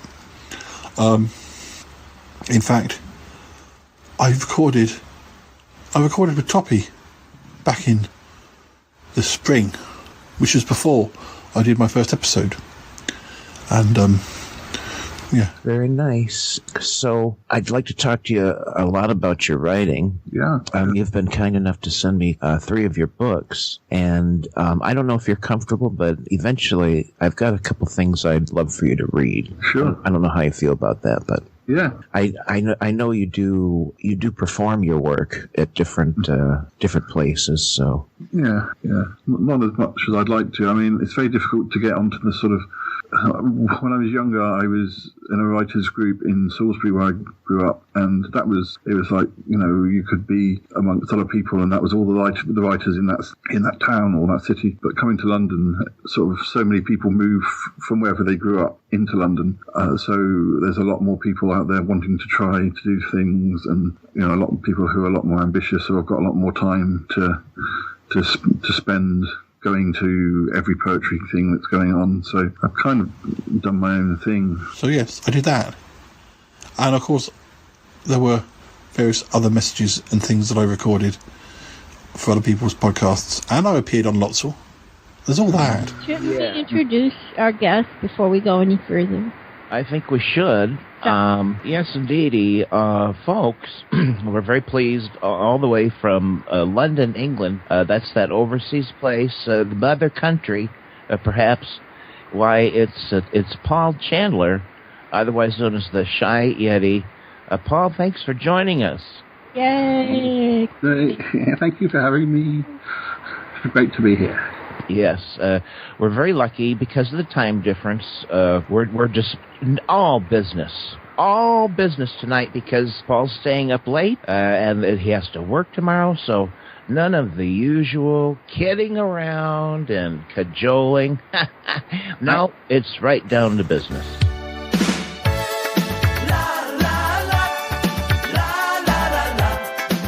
This is just the weirdest thing I've ever heard. Well, gotta tell you, I didn't expect that. What the hell just happened on this show? I mean, seriously, reverse it, because I lost... What's going on? What happened? Man, was that worth it or not? Oh my goodness, that was a darling little shoe. Whoa, I love that one. Great show, Paul. Yeah, that was a good shoe. I'm going to have some orange squash now. It's an exciting one. Et voilà. Oi, oi, that's your lot.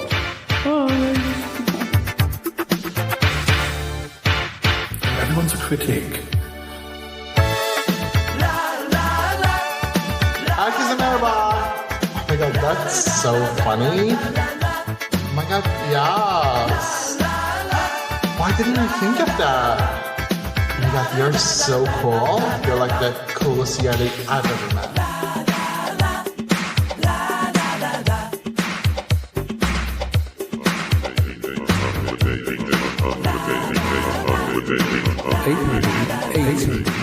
818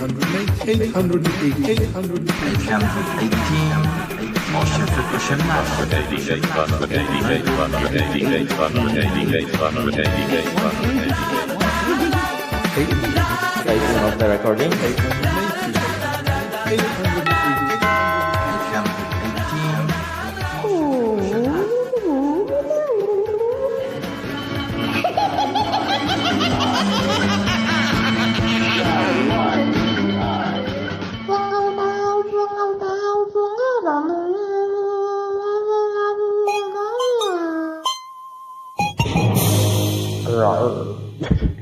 Okay, stopping recording now. Very cool.